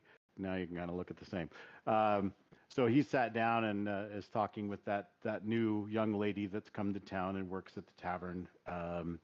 And they're having a chit chat, and others are going on. You kind of are looking back and forth around tables, and um, you get a little nudge on your arm as Auntie Grenna pulls up beside you. So, Stape, how's the evening rolling out? Hi, But Auntie. Nice to see you again. there's a bit of a fog, it appears, but N- Yes, not nothing I would worry about. I'm sure. not common in the I summer, but no, it's been known to no. happen. Yes, that story did put a chill into the air, and I hope that it doesn't frighten too many people away about Oh, this new it's fog. it's not a Uh, cold fog. It's but fine. yeah, it's it just adds a little, you know, the atmosphere. So, Uh, who wears the mask this year? Do you know? oh, he taps his nose knowingly. I couldn't tell you. Mm, I've been mm. keeping my eye on everyone in town, seeing if If I noticed that anyone's missing, I that wondered would if be it was going to be you this year. Who's to say that it's not? We don't know But what sort of powers this mask has. she giggles. Well, that's funny because, I've heard it say that the mask is secretly handed from one to another. Yeah. Each year, it's kind of handed down to someone else. Others, like what's her name? What's her name? Uh, Hold on. I'm still learning these names too.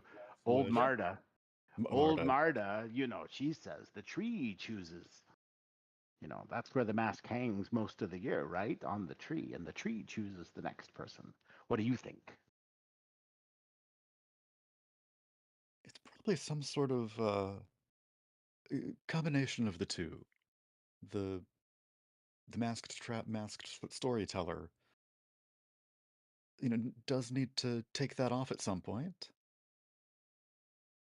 unless they don't, and it oh, it hangs back on the tree, and maybe it's a sort of whispered contract between the tree and the previous one, Huh. some sort of promise baked into the earth around the tree. Well, it is an idle curiosity of mine. So I just may keep an eye on him after he's done telling those stories. See where he goes. See if he takes the mask off. Trick him into telling me who he is. And then I'll go make a bet. I'll go make a bet and I'll win it. Who knows?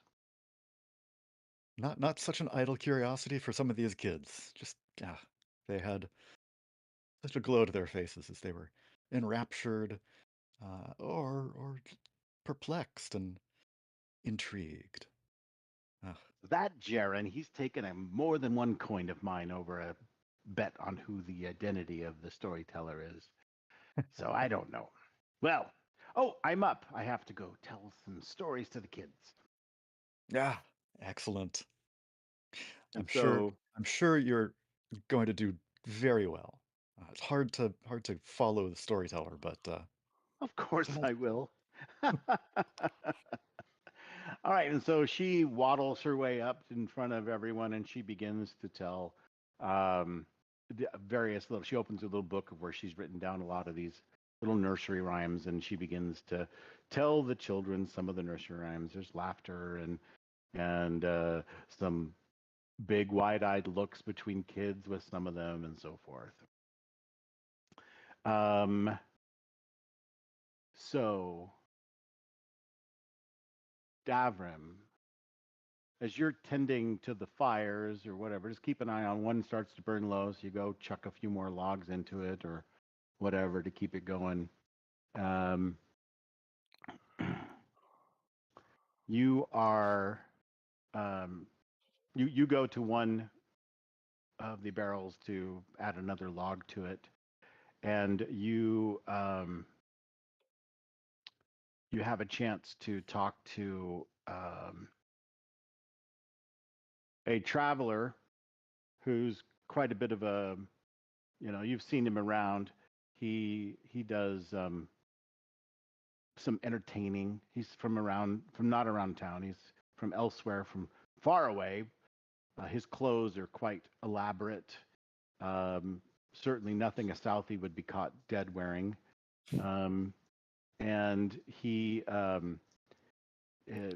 got frills and different kinds of things like that. And he looks over at you and says, "Ah, ah, just in time. I think it's getting a bit chilly tonight. And what sayest thou?" Excuse me? No, Oh you yes, weren't saying sorry. excuse me, but I didn't. Of course, I didn't mean to use too frilly of talk with you. Of course, it's nothing really. And he whips out a flower from nowhere, and he goes, "Ah, I don't suppose you like flowers, do you?" Not really. It's all I had on hand. Perhaps oh, He throws more wood into the barrel. It flares up a little bit. yes. You grab the flour, throw it in the fire.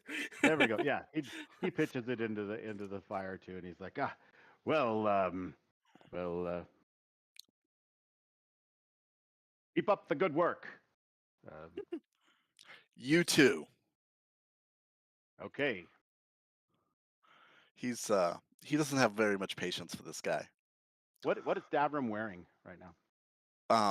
Davram always wears the same thing. He's not doing like festival clothing or wearing bright colors or feathers, or especially not feathers. Like overalls, Yeah. shirtless.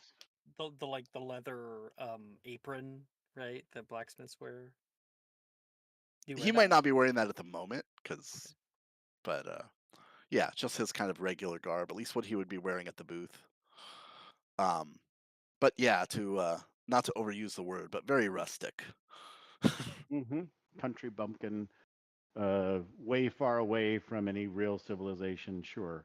And he goes, pardon me, before you go, what is that that tattoo you have? Where did you get that? I've never quite seen anything like it. And I've been around. Davram. Um, he It's a long story. He doesn't really want to go into it. He tries walking away several times. And he The still guy doesn't seem to take the he hint. goes, it's fascinating. It even looks, almost like a brand, like scarring, in a strange pattern. I've seen somewhere before. I'm not sure where. And Which he tattoo is he referring to? he points to the one on your left shoulder blade. You don't have a tattoo there. No, I don't. But I'm more attributing that to this person's oddness. Mhm. um, Sure. than to thinking he's actually making any kind of real observation. Part of me is wondering if if I'm in the middle of some kind of joke he's trying to make. So I'm just trying to get away from him. Mm. He Um, he goes, yeah, it's odd. It looks like a forge ring with a like a different coloring for the faintly glowing ember it's holding. It's odd. But I suppose it suits you. It suits you fine, certainly. Thanks? He asked I mean, questionably. you're a blacksmith and iron worker of some sort. Is that not true? Certainly appears so. I run the forge over there, Uh, pointing. indeed, that is where I recognize you. I am Lucius Parnham Trace the Third. The third The, what? the third of my name. Not the first, not the second, but the third. There are A fine name handed down 3 generations. Oh, Were I to have a child that I know of, then I perhaps might name him the same. He'll be the how fourth. unfortunate. Well, let's be glad that's not going to happen. And he taps his shoulder reassuringly and Mm-hmm. tries to walk off again. He gets a little sour look on his face. He kind of withers a little bit, and then regains himself, and he moves off into the crowd to talk to others. Okay, so He's probably at this point kind of curious about that tattoo nonsense though, so he might like go look for somebody to ask about that.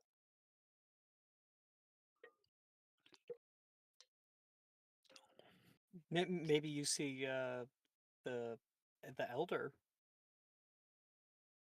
Yep, Elder Stape is standing Yeah, up near kind of Stape. the back of the crowd, surveying all. Yeah, Stape might be a good choice. Right? Um,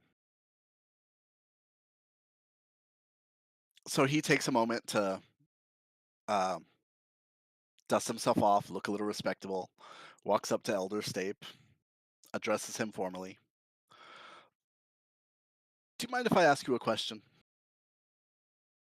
Davern, nice to see you again tonight. Certainly.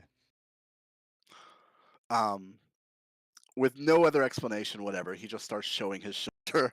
It's like, you see anything strange? Modesty, please. He must have been drinking or something. I don't know. So I take a look at his shoulder. Actually, he'll probably be more direct like that. Like, what do you see? Uh, um, I have a keen eye for things. Should I roll for this? No, it's you see kind of a almost like a raised tattoo. You know, maybe even like a branding, but not doesn't look like a burn. And it looks like a forge ring with a single break at the base, faintly glowing like embers. So they're not glowing, but Yeah, okay. the but the Artistry. but it definitely has a different colored ink Yeah, for the tattoo is used there, right? yeah. Yeah, this is an interesting choice of tattoo you've got here. Uh, is this broken ring significant to you? What broken ring? Ooh, the one you had tattooed right here. I thought you were showing me out of Mhm. pride or something. What do you mean? What tattoo? Thank you, I Elder. don't think You've I been have a very helpful. tattoo. Well, you're welcome.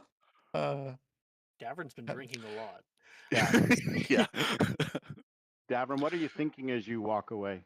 He's thinking about a broken ring. That word means something to him.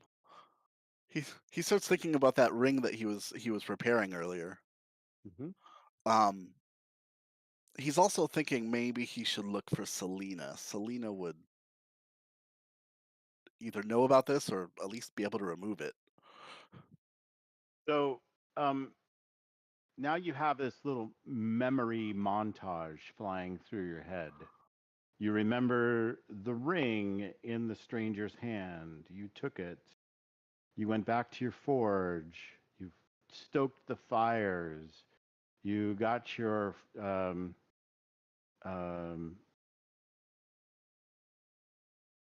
your tongs? tongs. Yeah, yeah.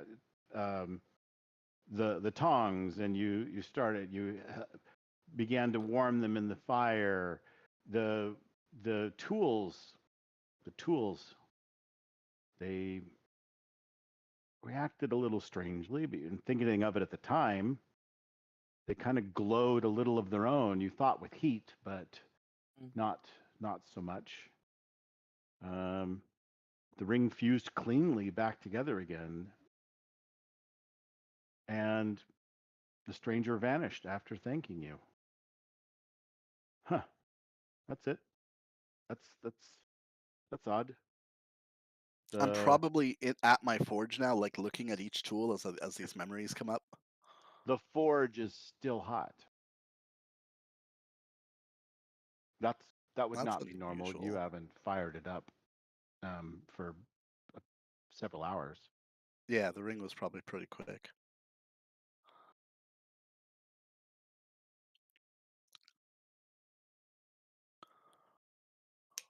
Um, all right, I'll put the tongs down. Um, maybe go look for that stranger at the festival. Okay. Um, before I go, just kind of as an afterthought, I'll grab my father's hammer and bring it with me. Just in case you find that stranger. All right. Very good. So, Fife, you are now being regaled with some nursery rhymes. There are some cute ones in there. Flitter wing, shimmer flake, whispers float on silver wake, on shiver wake. Close your eyes and count to 3. Fog will bring who's meant to be. And again. Flicker lantern on the sill. Call him back from Foggy Hill. If he knocks, don't let him in. He walks the bridge that never's been. Ooh. And so far, she's going on with that. What do you do? I want to see as if Gail's not Gail, it was Gil.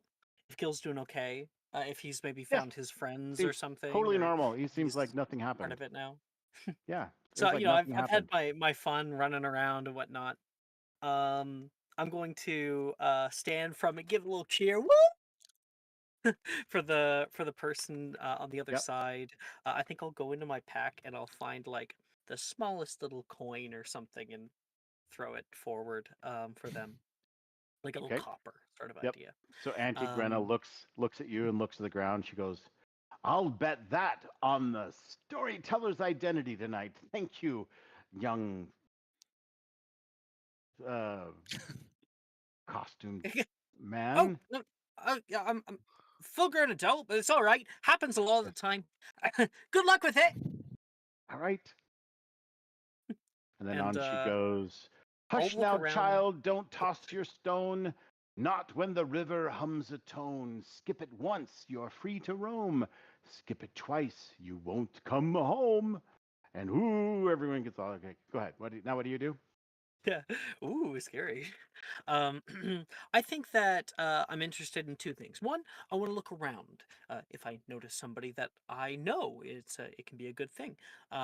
Or also, we were talking about the wishes and putting them up in the tree, and I'm wondering if there's like an area where people are doing that. Like, are they writing them down on a piece of paper or something like that? Um, Uh, so yeah, you are. Someone will explain to you. Oh yes, well the way tradition goes is usually you bring something of your own that has some meaning to you, and you wrap your wish in it, and then that's what you hang on the tree. Usually you and seal it the in wish wax. comes true. You seal it in wax. Well, we all hope so, for sure. Well, you hope so, or it does. Oh, you have like 1,000 wishes out here, wouldn't you know by now? Some do, some don't, and some we never know because they're for others, maybe who've already gone. I guess that'd be bad. Somebody wish for a dragon, that could be quite an issue for the town, couldn't it? Probably be care about what you wish for. Yeah. Like, thank you very much. Sorry, wrap it up and then we like hang it up on the tree. Yeah, there'll be a time on the last, let's see, second to last night. So was that 2 days from now, where we'll walk down as a village and each take turns hanging our wishes on the tree. You got it. You've been so helpful. Are you one of the elders? Um, she looks at you like you just called her old, and she goes, actually, actually I am. So my name is Discerning eye. Magda Wren. Magdaren. Hmm. Very nice to meet you. Fife. I'll see you around. Maybe your wish will come true. That's Or a maybe lovely my costume you're wish also will be wearing. about your wish coming true. Hmm? Hmm. Taps his nose. Could stack wishes. Interesting. Um, that is a very convincing costume you're wearing. And yours, he says, whether or not she's wearing costume.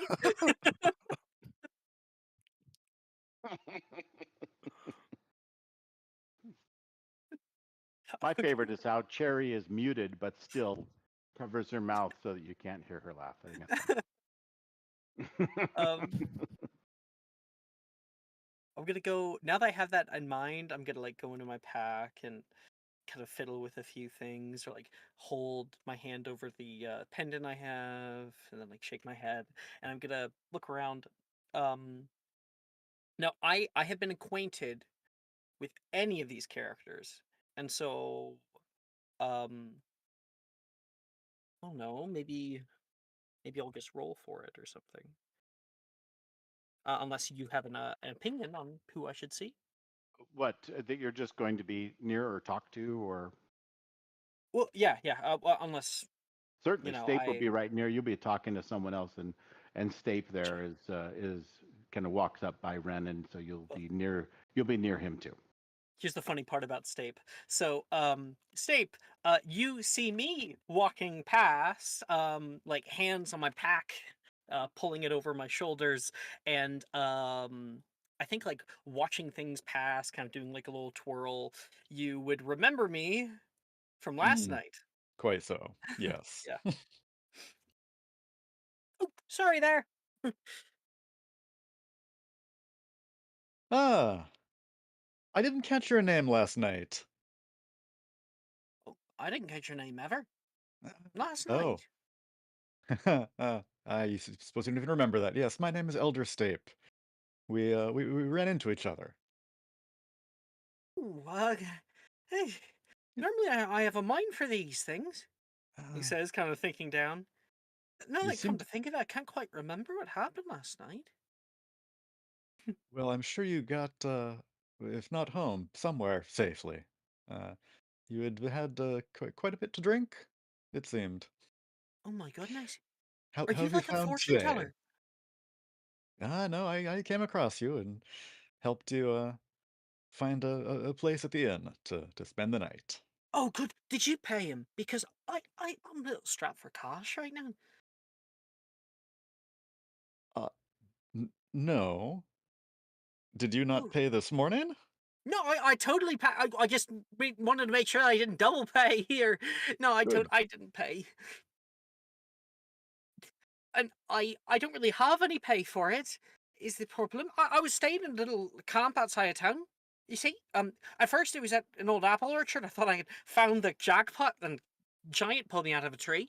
And well, last night I expected to just go back and find a little place for myself. Ended up in a whole big room and board. I I'm really sorry. Uh, I'm not quite sure how to do it. Maybe I could work for the inn for a little while. Well, I think the inn may need some assistance. Cherry has been doing a very good job recently. I think she may have filled the last permanent spot. Uh, Cherry, do you have a name for the inn that you work at? It is the tavern. So if the tavern The tavern. has, Mhm. Yeah, if like Jim has a name for it. It was undetermined at Uh, this point. Who wants to name Oh. it? Cherry's place. Cherry, Well, she would you like to she doesn't own name it. Uh, Sharon's? Like they had to hire you. Yeah. We mm, can figure that out later if you want to have more time with it. I feel like it should be something bridge related. I've been Clearwater particularly Tavern. or like water related. I was thinking like Crystal Water Tavern? Silver water Silverwater. tavern. Silverwater Tavern. That's cool. Nice. Oh, what about Goldwater? Because it is like the silver wash, right? But ale is gold. Yeah. So what about there's the lantern post, the crooked hearth, the wistful mug, River's Rest, Fog's End, River's Rest. I gotta go like through the River's hunting Rest. ribbon, That's so cute. the last crossing. That's a little Last ominous. crossing. Yeah, That's that's true. like, man, Uh, this tavern has history.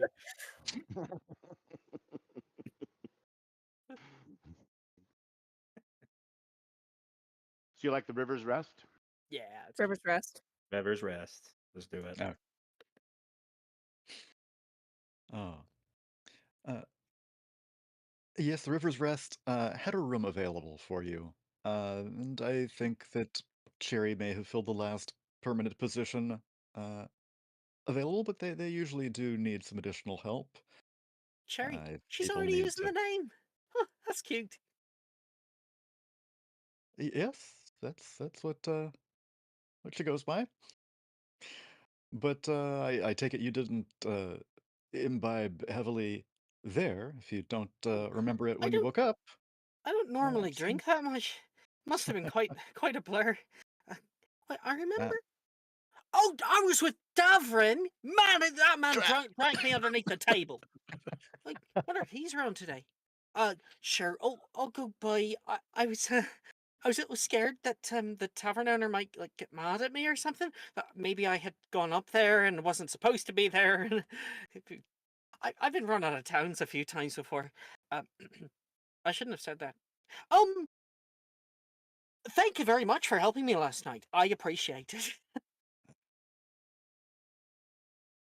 you're quite welcome. We try to do well by newcomers, strangers, temporary visitors during the festival I time. saw that you guys had a big one here in town.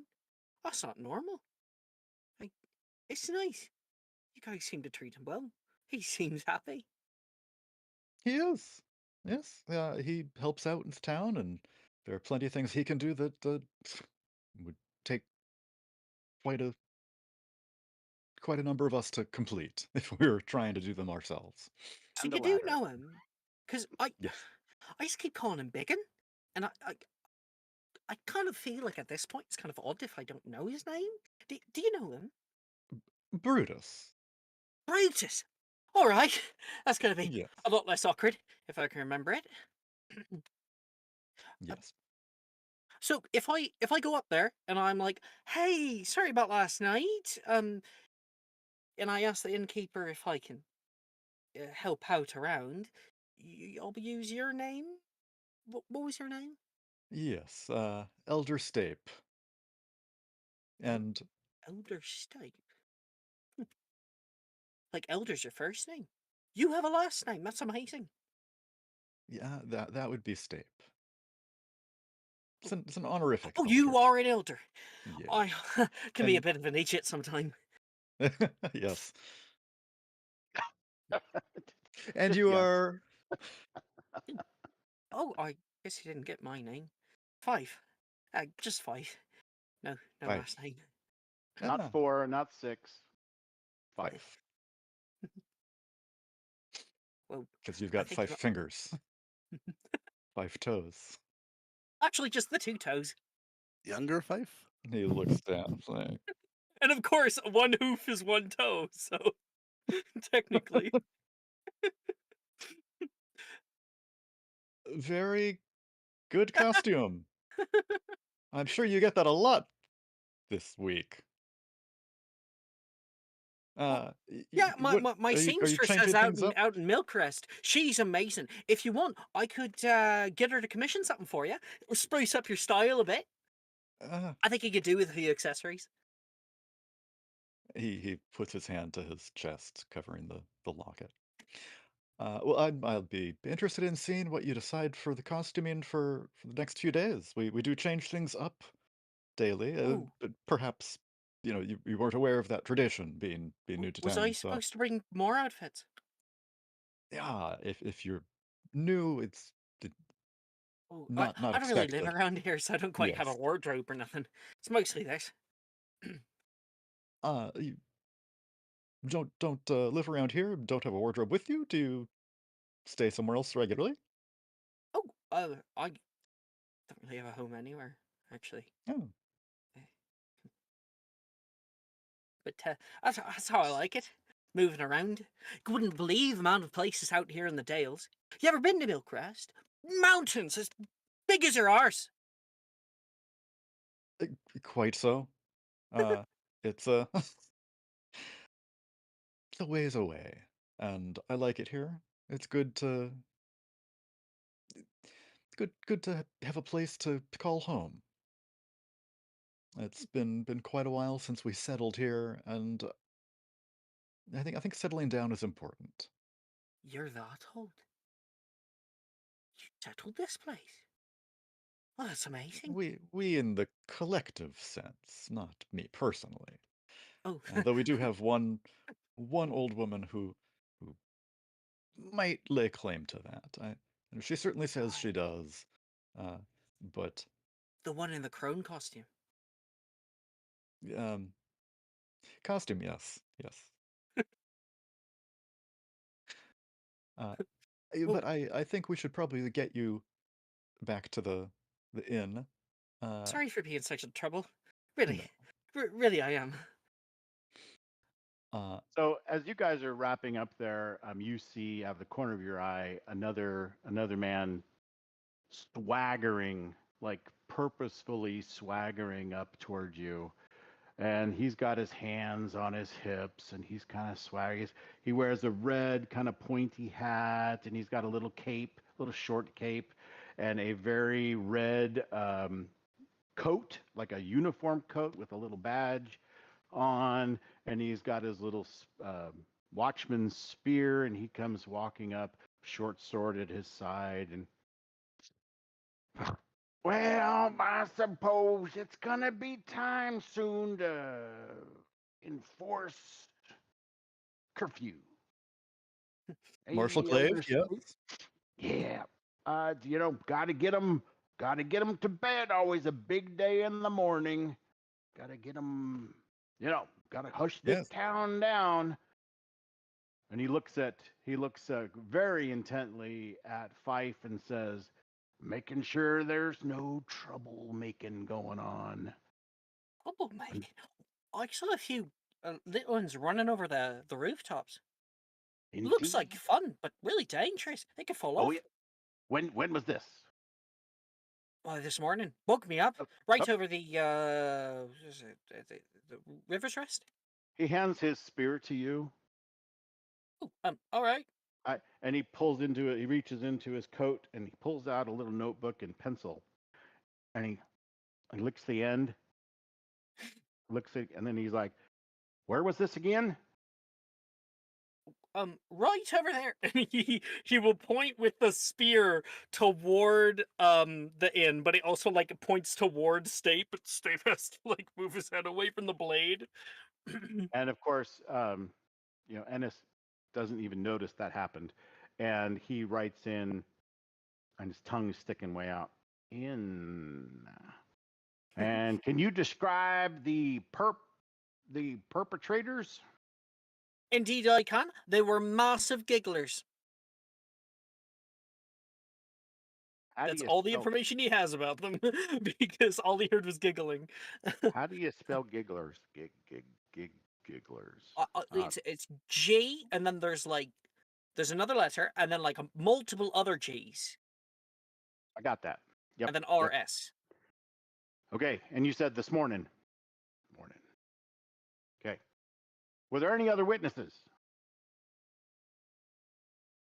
I You know, may if have some anybody, information about it, but I didn't see it myself.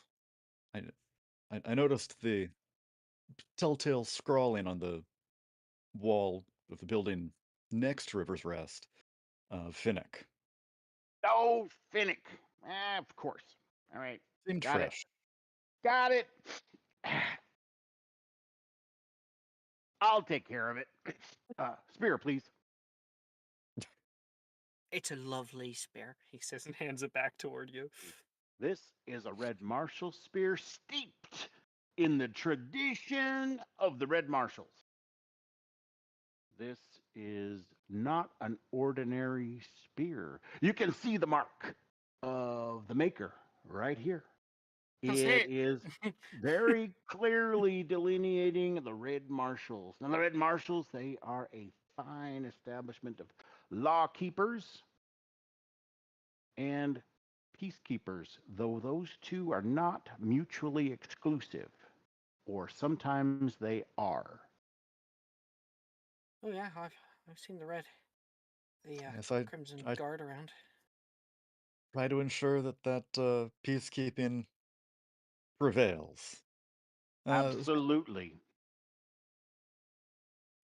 Case in point, Fife. I think I see Cherry over there. Perhaps we could put in a good word for you with her before taking you back to River's Rest tonight. What? Good idea. Get in with the rest of the workers. Yes. We'll get you back home.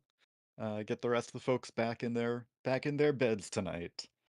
Need to be It up was nice up meeting you, early for. Spearman.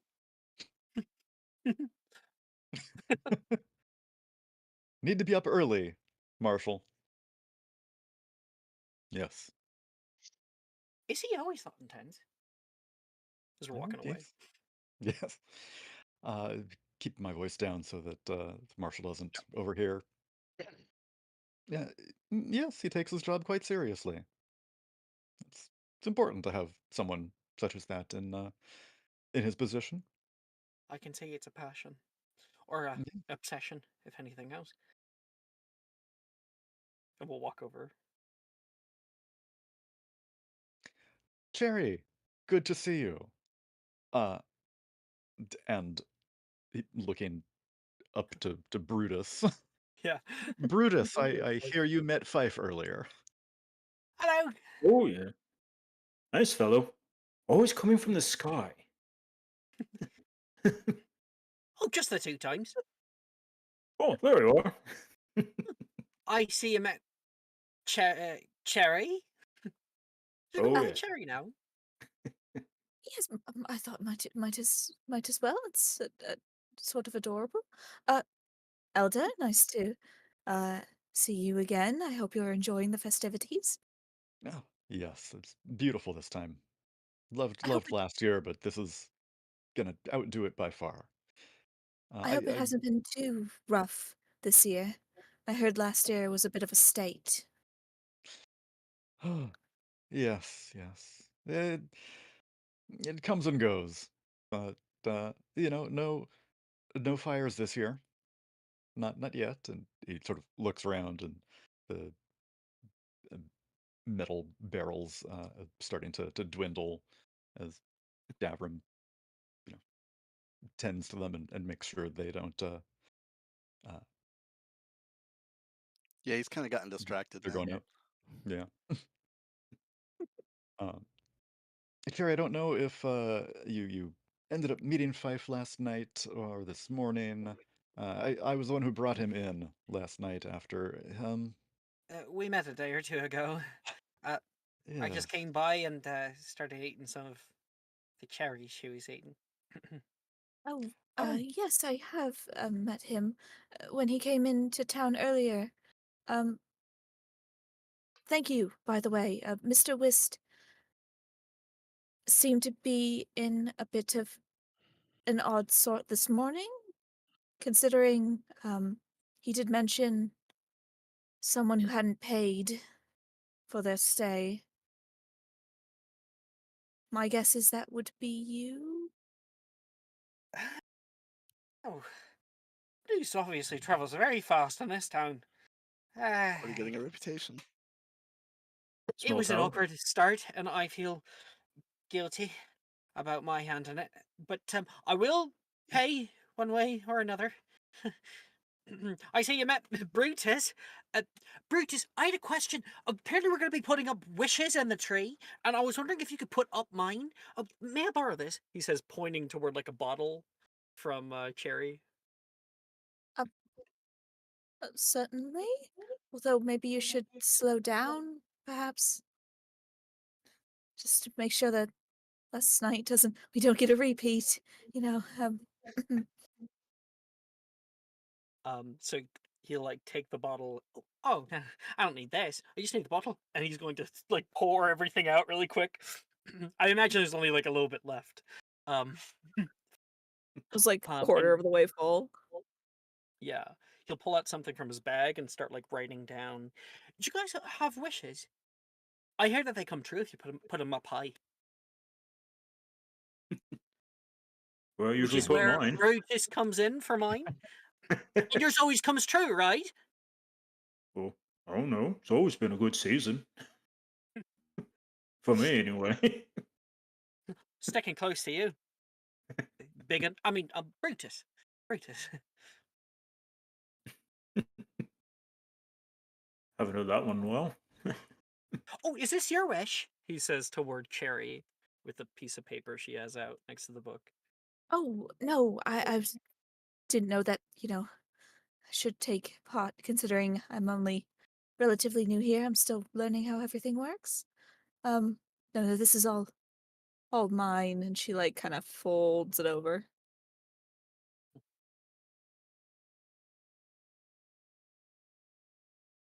Superstitious type, I see. They read your wish, doesn't come true. Right, of course. No reading wishes, because then they don't come true, like birthday celebrations. I also hear that you shouldn't skip a stone 2 times across the lake, or else you'll die. Well, always good Cleveland does have. advice. Usually a big splash. Quite interesting storyteller this year. Do they always tell the same stories? Seems a bit Oh no. New grim. news storytelling every year. Grim one year, humorous the next. We had to have something very distracting a couple of the nights after the last year's fire. Um, really calmed people down. I Ah, guess whoever is storyteller this year uh, has decided that they need to pick things up. Um, What? I be a bet little. it's Davrim. He had the funniest stories last night. He's And got. that's just when Davram walks by with a couple of logs underneath his arm. Just look at him. Is it true? My money's on that it's him behind that mask. I'll tell you what. I'm like walking up behind Five.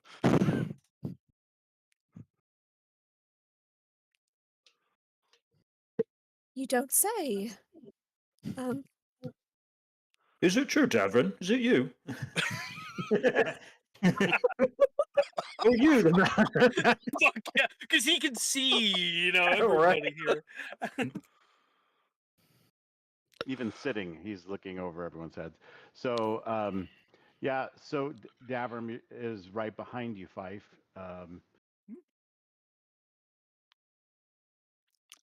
Davram addresses State specifically. Um, everything all right? Yes, just wrapping things up, making sure everyone gets home, a good night's sleep. Uh, we're gonna get Fife here back to a room at Cherry's establishment. Oh no, no, I I hope couldn't you're pay for taking. another night. Oh, is I that will. true?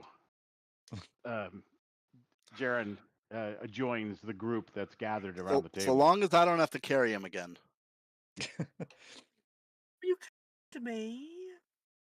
You're a sweetie pie. Be staying Yeah, another night, then, will sweet. you? Yes, I will. I will cover him here. I see. Well, that that'll be fine, so long as not a lot of cleaning up to do after him. Sorry, maybe just. We'll try to clean up any hair. We were just about to come and see you. What a coincidence. um, if you need any help with the first night, I'm willing to do a day of work or split wood, or I'm great to find berries. No why you would need that. Um, really, I am sorry about last night. Spent most of my money on the. He doesn't say booze. I think at this point, On your costume. Jaren and I would like share a look. Well, everything's just fine. Elder Stapier is happy to compensate for your stay, no problem. By the way, you left this in your room, and he reaches out and hands you a small wood carving that you made. What is it of? Thank you so much, he says. It is a wood carving of a bee, like a bumblebee. Mhm. Okay. That's fairly good work you've got there. Perhaps as part of your um, repayment of fees to relieve Elder Stape of having to bear all the burden, perhaps you could carve some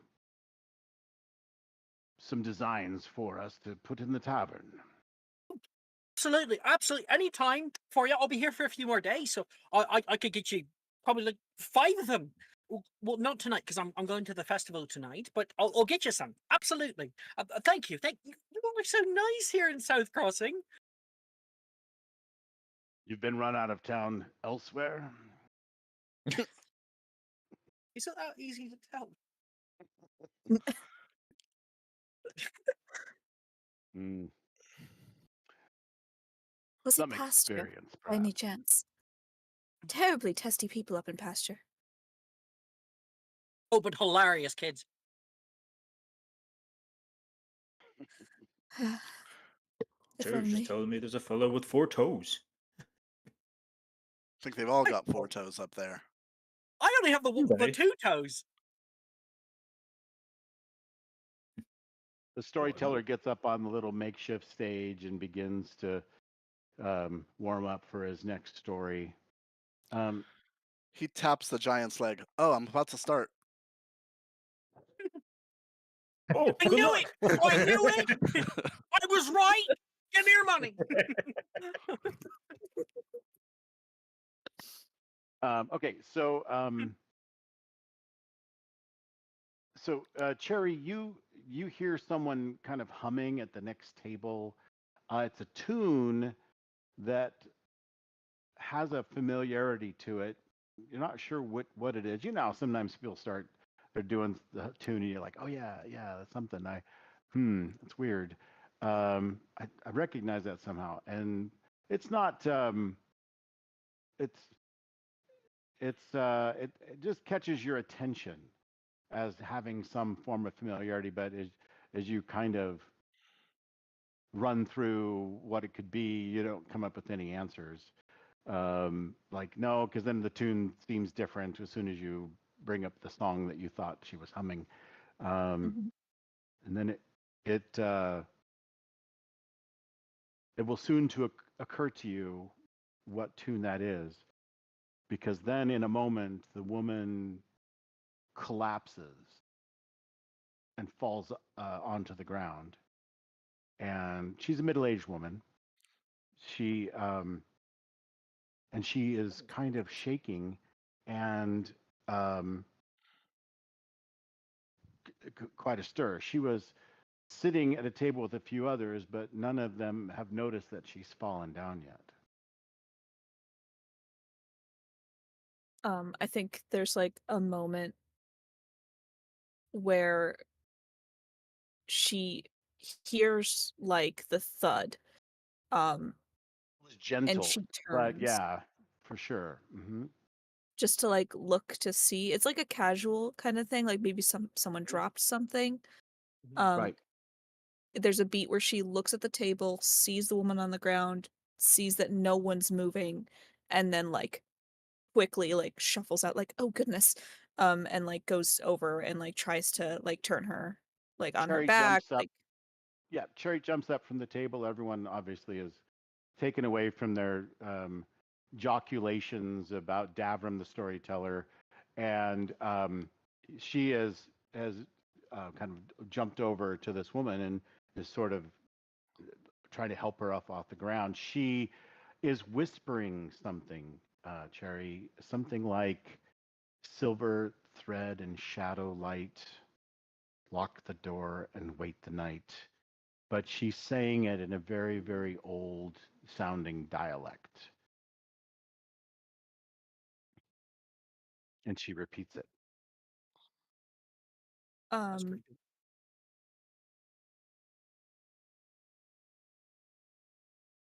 And then as she repeats it strange as again. I think like she's confused about it, but she's also like, what do I do with this poor woman? Yeah. She's sort of like, I think it's kind of like the bench that she was seated on to try to um like the other people who are sitting at the table's attention. Like, help, please. Anyone? Yeah. They're Okay. like, "Oh, what happened?" So they turn around. They didn't even realize that she had fallen over and something was going on, and she's whispering so quietly only you can hear her. And like, "What's Mhm. going on? What happened to her? Did she She just faint?" fell over. I Uh, think she's still awake. She's just talking. yeah, just whispering. She's kind of shaking a little bit, and you're trying to comfort her a little bit. The cadence of what she's whispering now comes to mind as being the same as what she was humming. That's something that Mm, was familiar to you. It's recent. okay. I think I'll still make a mental note of that, but like pay Mhm. attention to like is she pale? Like do we need to like Yeah, if you're she red, seems raise to the head. be. If you're pale, Yeah, raise yep. She seems to have almost gone into a fugue. mm-hmm. Hmm. Um The rest of you how, at the table, what are you going to? Cherry has left and gone to do this. It's I come mean, to if your we see So attention. this, I'll be a as part of it. Cherry, Yeah. Hmm. yeah, as Cherry jumps up, uh, Davram kind of instinctively grabs his hammer, and then realizes he's not being threatened as she like runs off.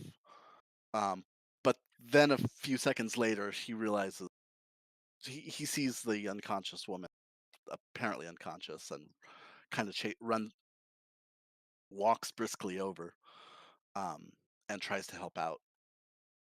Um, and is just trying to like pick her up off the ground and kind of revive her a little bit. The whatever she's saying doesn't mean anything to him. Yeah, she's whispering very lowly. Cherry is able to hear it. If you want to bend down, you'll hear her say something else. She's more like gibberish because she's talking in this kind of almost like an old dialect. I know her though, right? Yeah, she's just a member of the person that you can Yeah, so name her if you wish. I'm like saying her name, trying to wake her up. Yeah, unnamed PC number 4. Wake up. Right. Yeah, Jenna. that Jenna. henna. Hmm? Okay. Yeah. So yeah, but she doesn't seem to come out of it. So and she's kind of shaking. She's having some kind of a palsy of some sort in the process. who was the one NPC that was sort of the medicine? Yeah, It Saleya. was She's the Salea. It was wisdom. Salea. Yeah. Yep. Um, I think Sherry's still kind of unfamiliar with a lot of people, but she does know generally of them. So I think she just kind of shouts like over, like um maybe to like Where, Elder Stape or something, and mhm. it's very like very quick, like something like, "Could you find Saleya, please?" Yeah, where's the I don't wisdom? So know Where's if the I've wisdom? seen her. Yeah. She's Have the I master seen her in the storyteller. festival? Yeah, I figured. Have I seen her around? Yeah, she's hither and yon. She's this is one of those nights where she maybe is attending to people who are too sick to actually be there. Okay, But so I'll pick she her up does and carry this henna. she does kind of you know kind of come in and out of the town center. But she'll go visit people that aren't able to come to the festival, but then she'll back up in the center of town, etc. It goes on for several hours. So you've seen her around. Okay. So we'll take henna to her. Okay. Um, so okay. So you find her. She's walking down one of the lanes, coming back toward the center of town, and she kind of starts rushing towards you when she sees you're carrying henna, and she says, "Oh, good heavens! What happened? What happened?"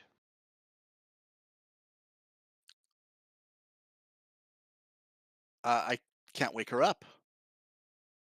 Ah, ah, okay. Oh, okay. Okay. All right.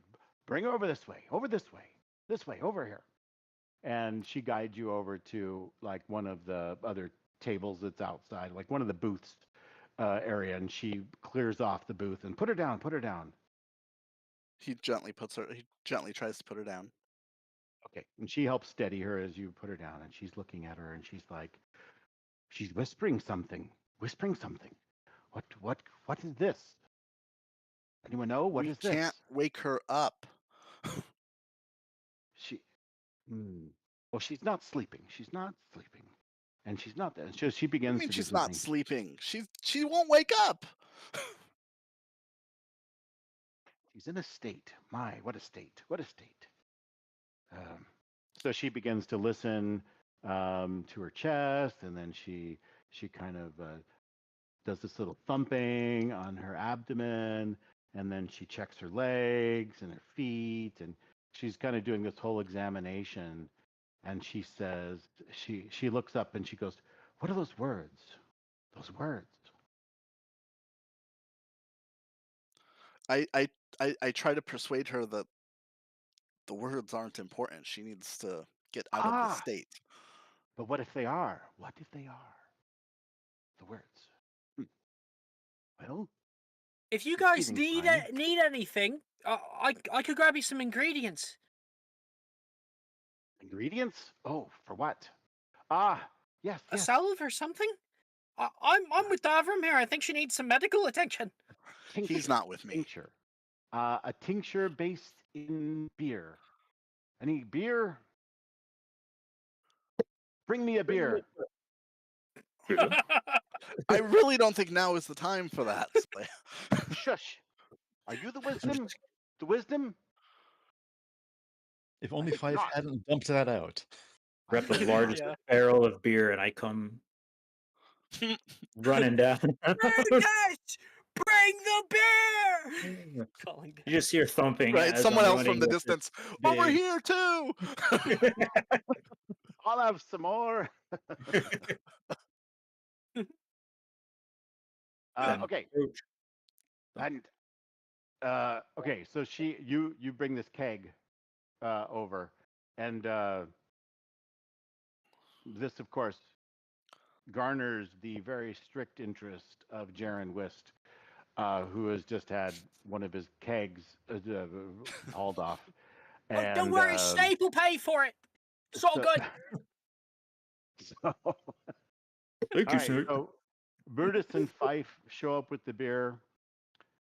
Stape is close behind because apparently he's just been tied to the bill. And so, Cherry, what are you doing? I think Cherry kind of let Davram like take her like and go find, and then like followed closely after everyone else, and just like is staying away until like the situation's handled. But knowing that like Saleya has at least heard something, she might talk to her afterward. But like now is just focusing on getting this woman better, which I'm not sure how the beer factors in.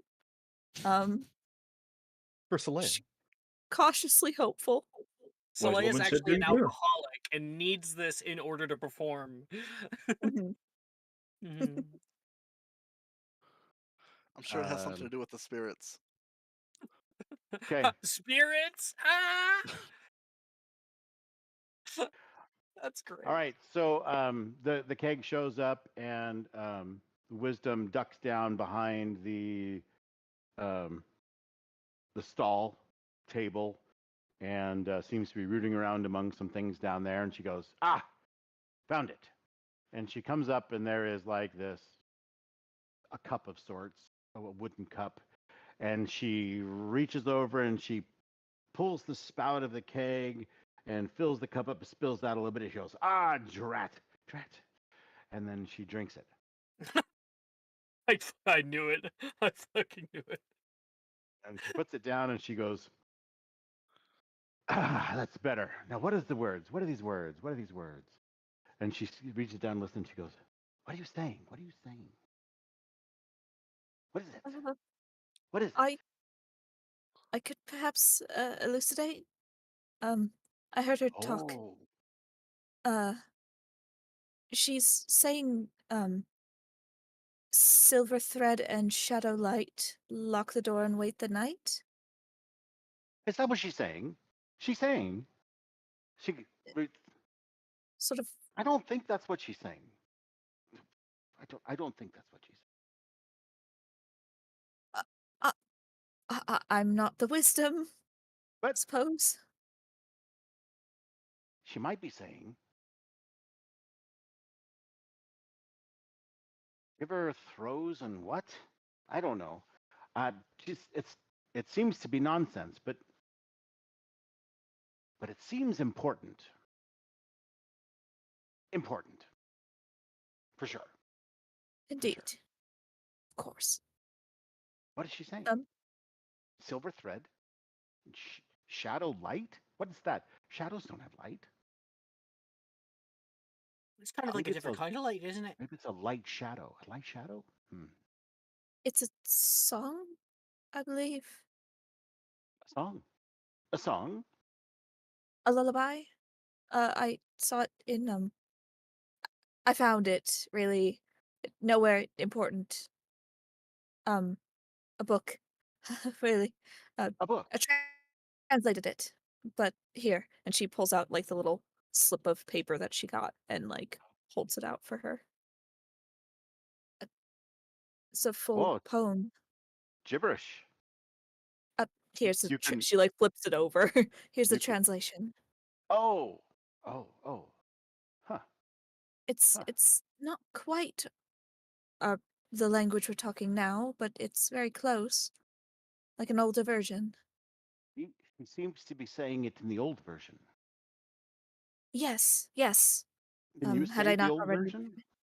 What else? What's she missing? um the rest of it, I suppose. Indeed. If the Indeed. frog should speak your name, blow the candle, play the game.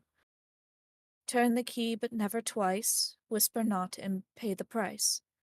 Dreams that slip from page to page wait behind the curtain's cage.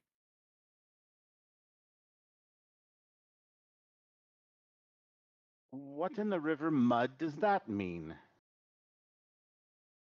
Absolutely no idea. I thought it was perhaps a metaphor for something. And the woman just Um, finally goes, ah, and relaxes and is still. And then she blinks her eyes and she says, what in the blazes am I doing? What? What is going on? And Cherry, you feel something sting at the back left shoulder blade. I think she does actually like yelp at this, and like smacks her hand towards like the back, towards her shoulder, and like spins almost like, is It, that bug? I think something bit me. it's Okay, a wasp! It the bit me earlier! wisdom holds you. Well, hold still, girl. Hold Sorry, still. sorry. Stay right You there. were right. And she gets the mug and she pours some more. And then she drinks it. It must make you Hold wise. still. Hold still. All right. And then I'm holding she as still as possible. she moves she moves your shirt and stuff back, blouse back a little bit, and she looks. She goes, "Oh, it's an odd piece of art. What? Oh, back here. When did you get this?" What did I get? What? Did one Um, of the pages fall down my shirt somewhere? well, not unless it became like a tattoo. Because it There's seems the here tattoo. there's a book on the back of your shoulder blade here. What? Yeah, it's got some curly script and whatnot. Harry's a gang member. No, no, no, no, no. I've never gotten a tattoo in my life. Um, drink much? No. Maybe you should start because there is a tattoo there. She's really advocating for it, Leia, huh? Davram asks, kind of confused, aren't you the tattoo artist? Well, no. Why would I be that? Why would a wisdom give people tat? Maybe if it's a ritual tattoo, perhaps. but that's it. And I have to have stronger drink than beer for that. I think Fife is going to start to put together because like she got the prick and then she didn't know that it was a tattoo and he got a prick, thought it was a wasp, thought it was a wasp. Now I think he might start to put together. And can I check my shoulder? I mean, you have a shoulder. Do you want someone else to look at it? Oh, is it not like just like right here? I thought it's like It's farther back. It's on a the little bit further Ooh. down. Yeah, Got more like you, on the got right you. on the shoulder blade. And so yeah, Sure, someone. he take a look at this, and he's gonna pull his full arm out of like Okay, half of well, his thing. that's improper, but Is it red, or is there something on me? He has a uh, spiral of leaves and antlers curling inward, Interesting. a mark on his shoulder blade.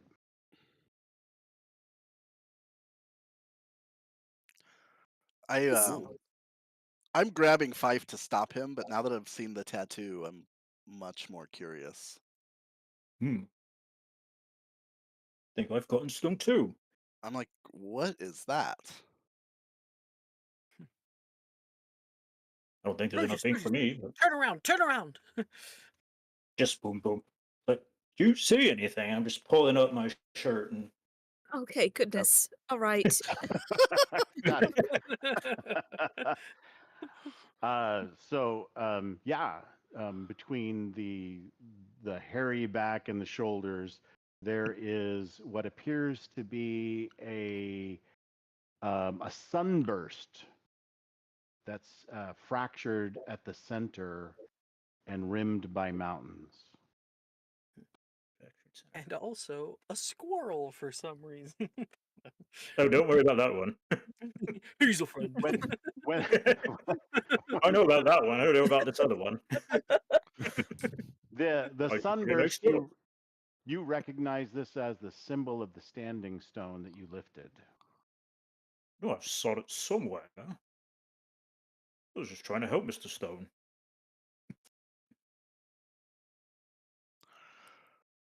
So I'm somewhat aggressively trying to like rub the markings off Fife, seeing if they scrub out. Oh, it's still tender. Nope.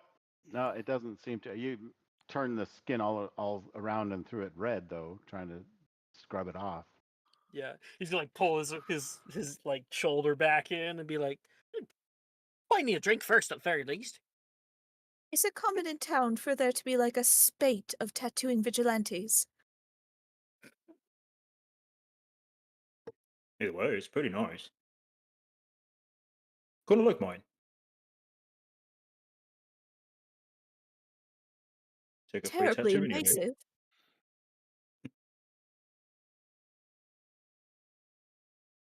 Don't even remember getting it. No. All right, Snape, show us your back. Yes, I'd expect Fife to not remember getting a tattoo of himself, but I'm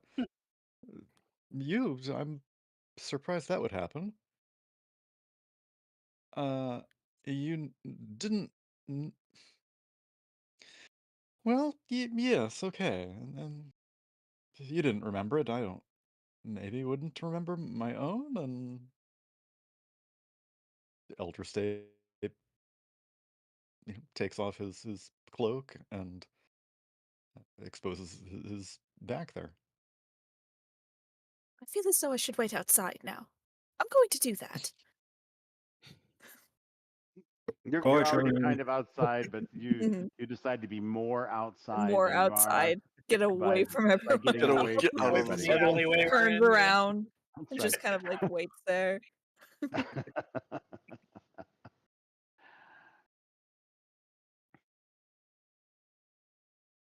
So his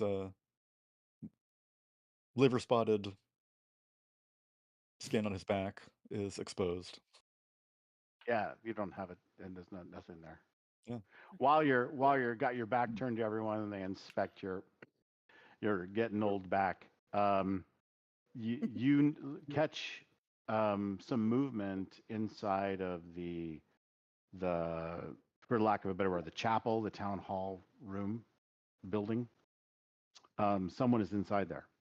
That may not be alarming, but it would be unusual for someone to be in there. This time of Yeah. day during the festival. Really, only the elders have keys to it, and none. You quickly pick them No one out preserved of that. you pick them out of the crowd. They're not in there. Maybe they let someone else in, but that'd be very weird. There's no light. You just noticed that there was movement being cast in from the light and onto someone, but they're not using a light in there. It seems like they should not be. They would probably have a lantern or something if they were going to be in there, right? Yeah. Unless they're obviously trying to not be discovered, which, well, hasn't been the case here. Right. Uh, y- excuse me. I think I see something I need to take a further look at. Davram, could you help me out here? It seems there's someone or something going on in the chapel there. Davram looks at the chapel, doesn't see anything, but will go with you. Okay. So as you go in there, the door's locked. So you whip out your key, and you unlock the door. And how do you enter? Davram will As go in I'm first. so I'm unlocking the door, I'm knocking with the other hand. Open that up for Davram to go on in. Who's Okay. in there? Making yourself well known, Davram enters in first. Is it Davram or Davram? Davram. Davram. Okay. Uh, and so you walk in. It's dark. Are you bringing your own source of light? Do you have your own lantern or something that you're going to use? No. Okay. So Grab a flaming log from one of the barrels. right. No, that's fine. So there's No. enough light. Your eyes are used to you know not to stare into the fire anyway, ever. And so you of course have pretty good night vision. And so you're looking in there and you begin to look around, you don't see anything. And the alderman comes in behind you. Um, and Stape, you don't see anyone in here, but you do notice that there is a one of the basement. So in one corner, there's kind of like a stair that goes to the basement. It's covered with doors so people don't fall in, and one of the doors is up to that basement stair. They're like floor doors, right? And so one of them is up, like didn't close or something, right? It has a little banister around it so people don't fall in. But then it's got doors as well. Okay. So Um, and there are a couple of them. there's two doors, and Like, one of them is up, the other is down. So it's like it didn't close okay, all the way. so two to the same stairwell. Correct. Yeah. Correct. Okay. Like double doors, Finnick, right? you better Yeah. not be hiding in here. It certainly could be a kid. Absolutely. Curfew's coming Any? up, right? Yeah. And any giggling? No, you don't hear. There's no giggling. Gigglers. Because he had heard that apt description. Thank you. Uh, well, I yeah. gesture toward the stairs. Yeah. I'll go. Hands on the rail and look over. Who's down there? You hear something going on. There's some rattling, some metal rattling, a Da- clicking. Davram will go down. All the Okay. while, he's convinced it's, you know, Yep. One of the kids. yeah, Finnick. Stape Okay. follows behind. All right. So you pull up the second door because half is not quite enough for you to. I mean, comfortably go down. So you pull up the other door and you start heading down into the darkness. It's already kind of dark. You get into the more darkness, kind of like more outside. You go more inside. And so you're going down in here, and you do hear some, like a can or something fall off to your left. And there is a creaking sound. And there's something going on, but it's hard. You can't see right where it's kind of around the corner a little bit.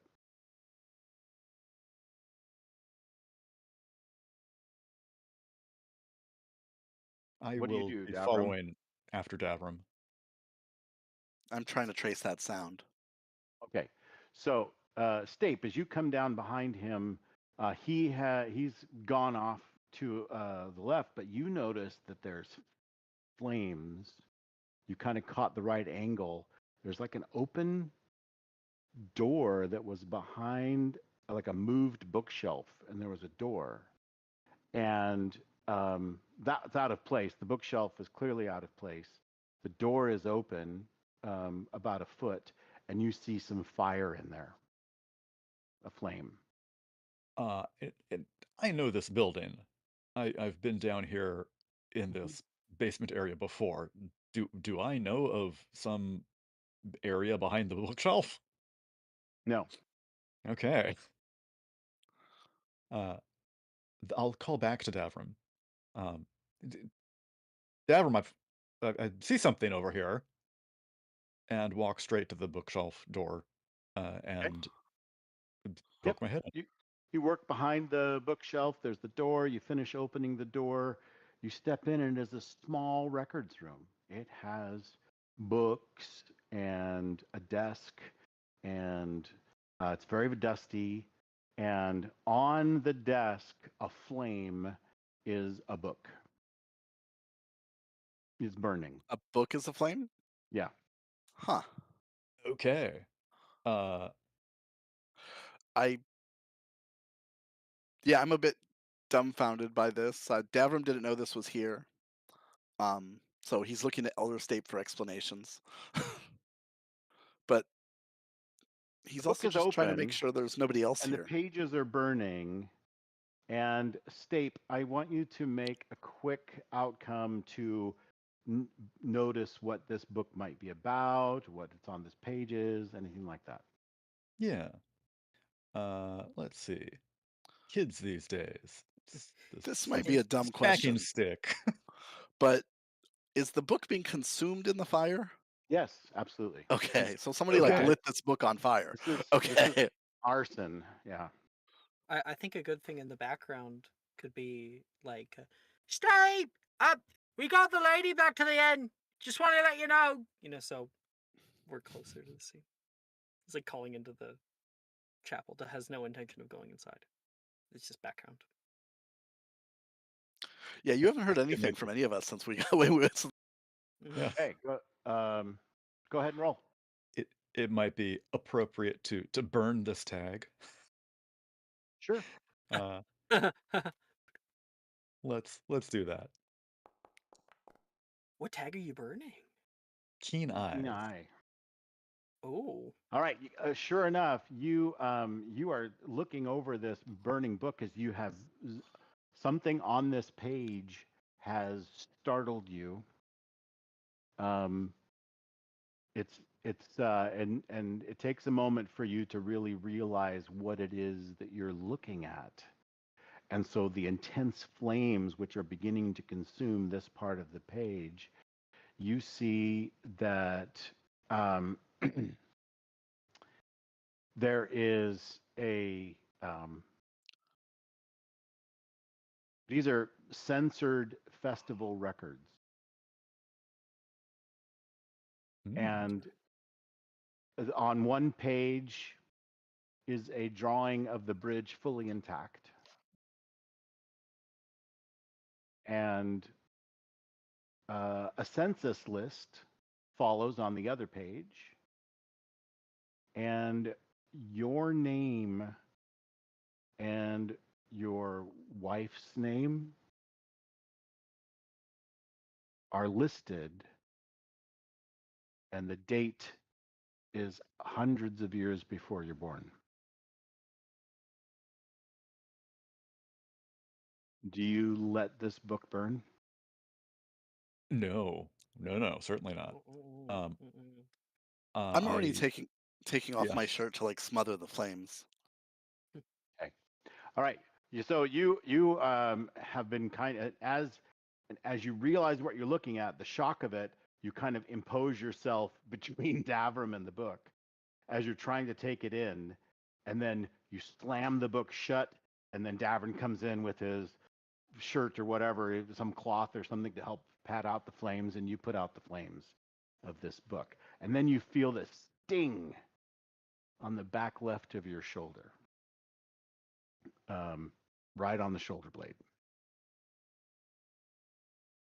Uh, I smothered. Midnight tattooer Yeah, strikes again. smother the flames and hold the book close to my chest. Uh, Davern, did you see who that was? There's nobody here. Did you just sting me? He just gives you a look. uh, the the book out is no longer illuminating the room. Right, right. And It's just so warm against your chest, wrapped okay. in cloth, right?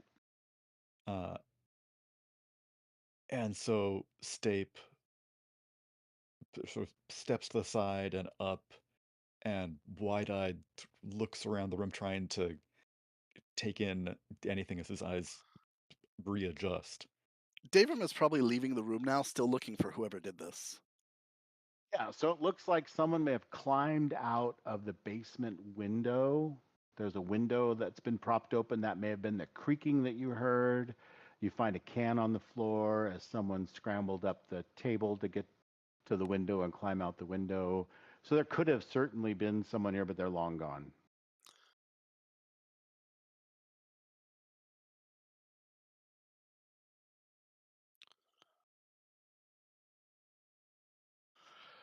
They got away. Says always putting things in the simplest terms. Yeah. Well, not without leaving some evidence behind.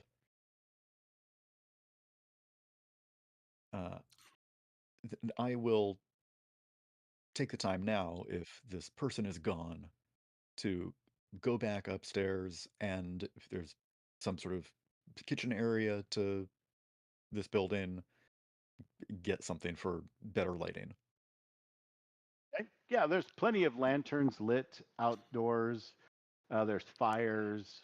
So there's plenty of light out here. Do you want to read your book with it, the light, or what? I want to bring something down to that room. Oh, bring some light. Okay. All right. You Yep. grab a lantern and bring it down. Sure. Yep. No problem.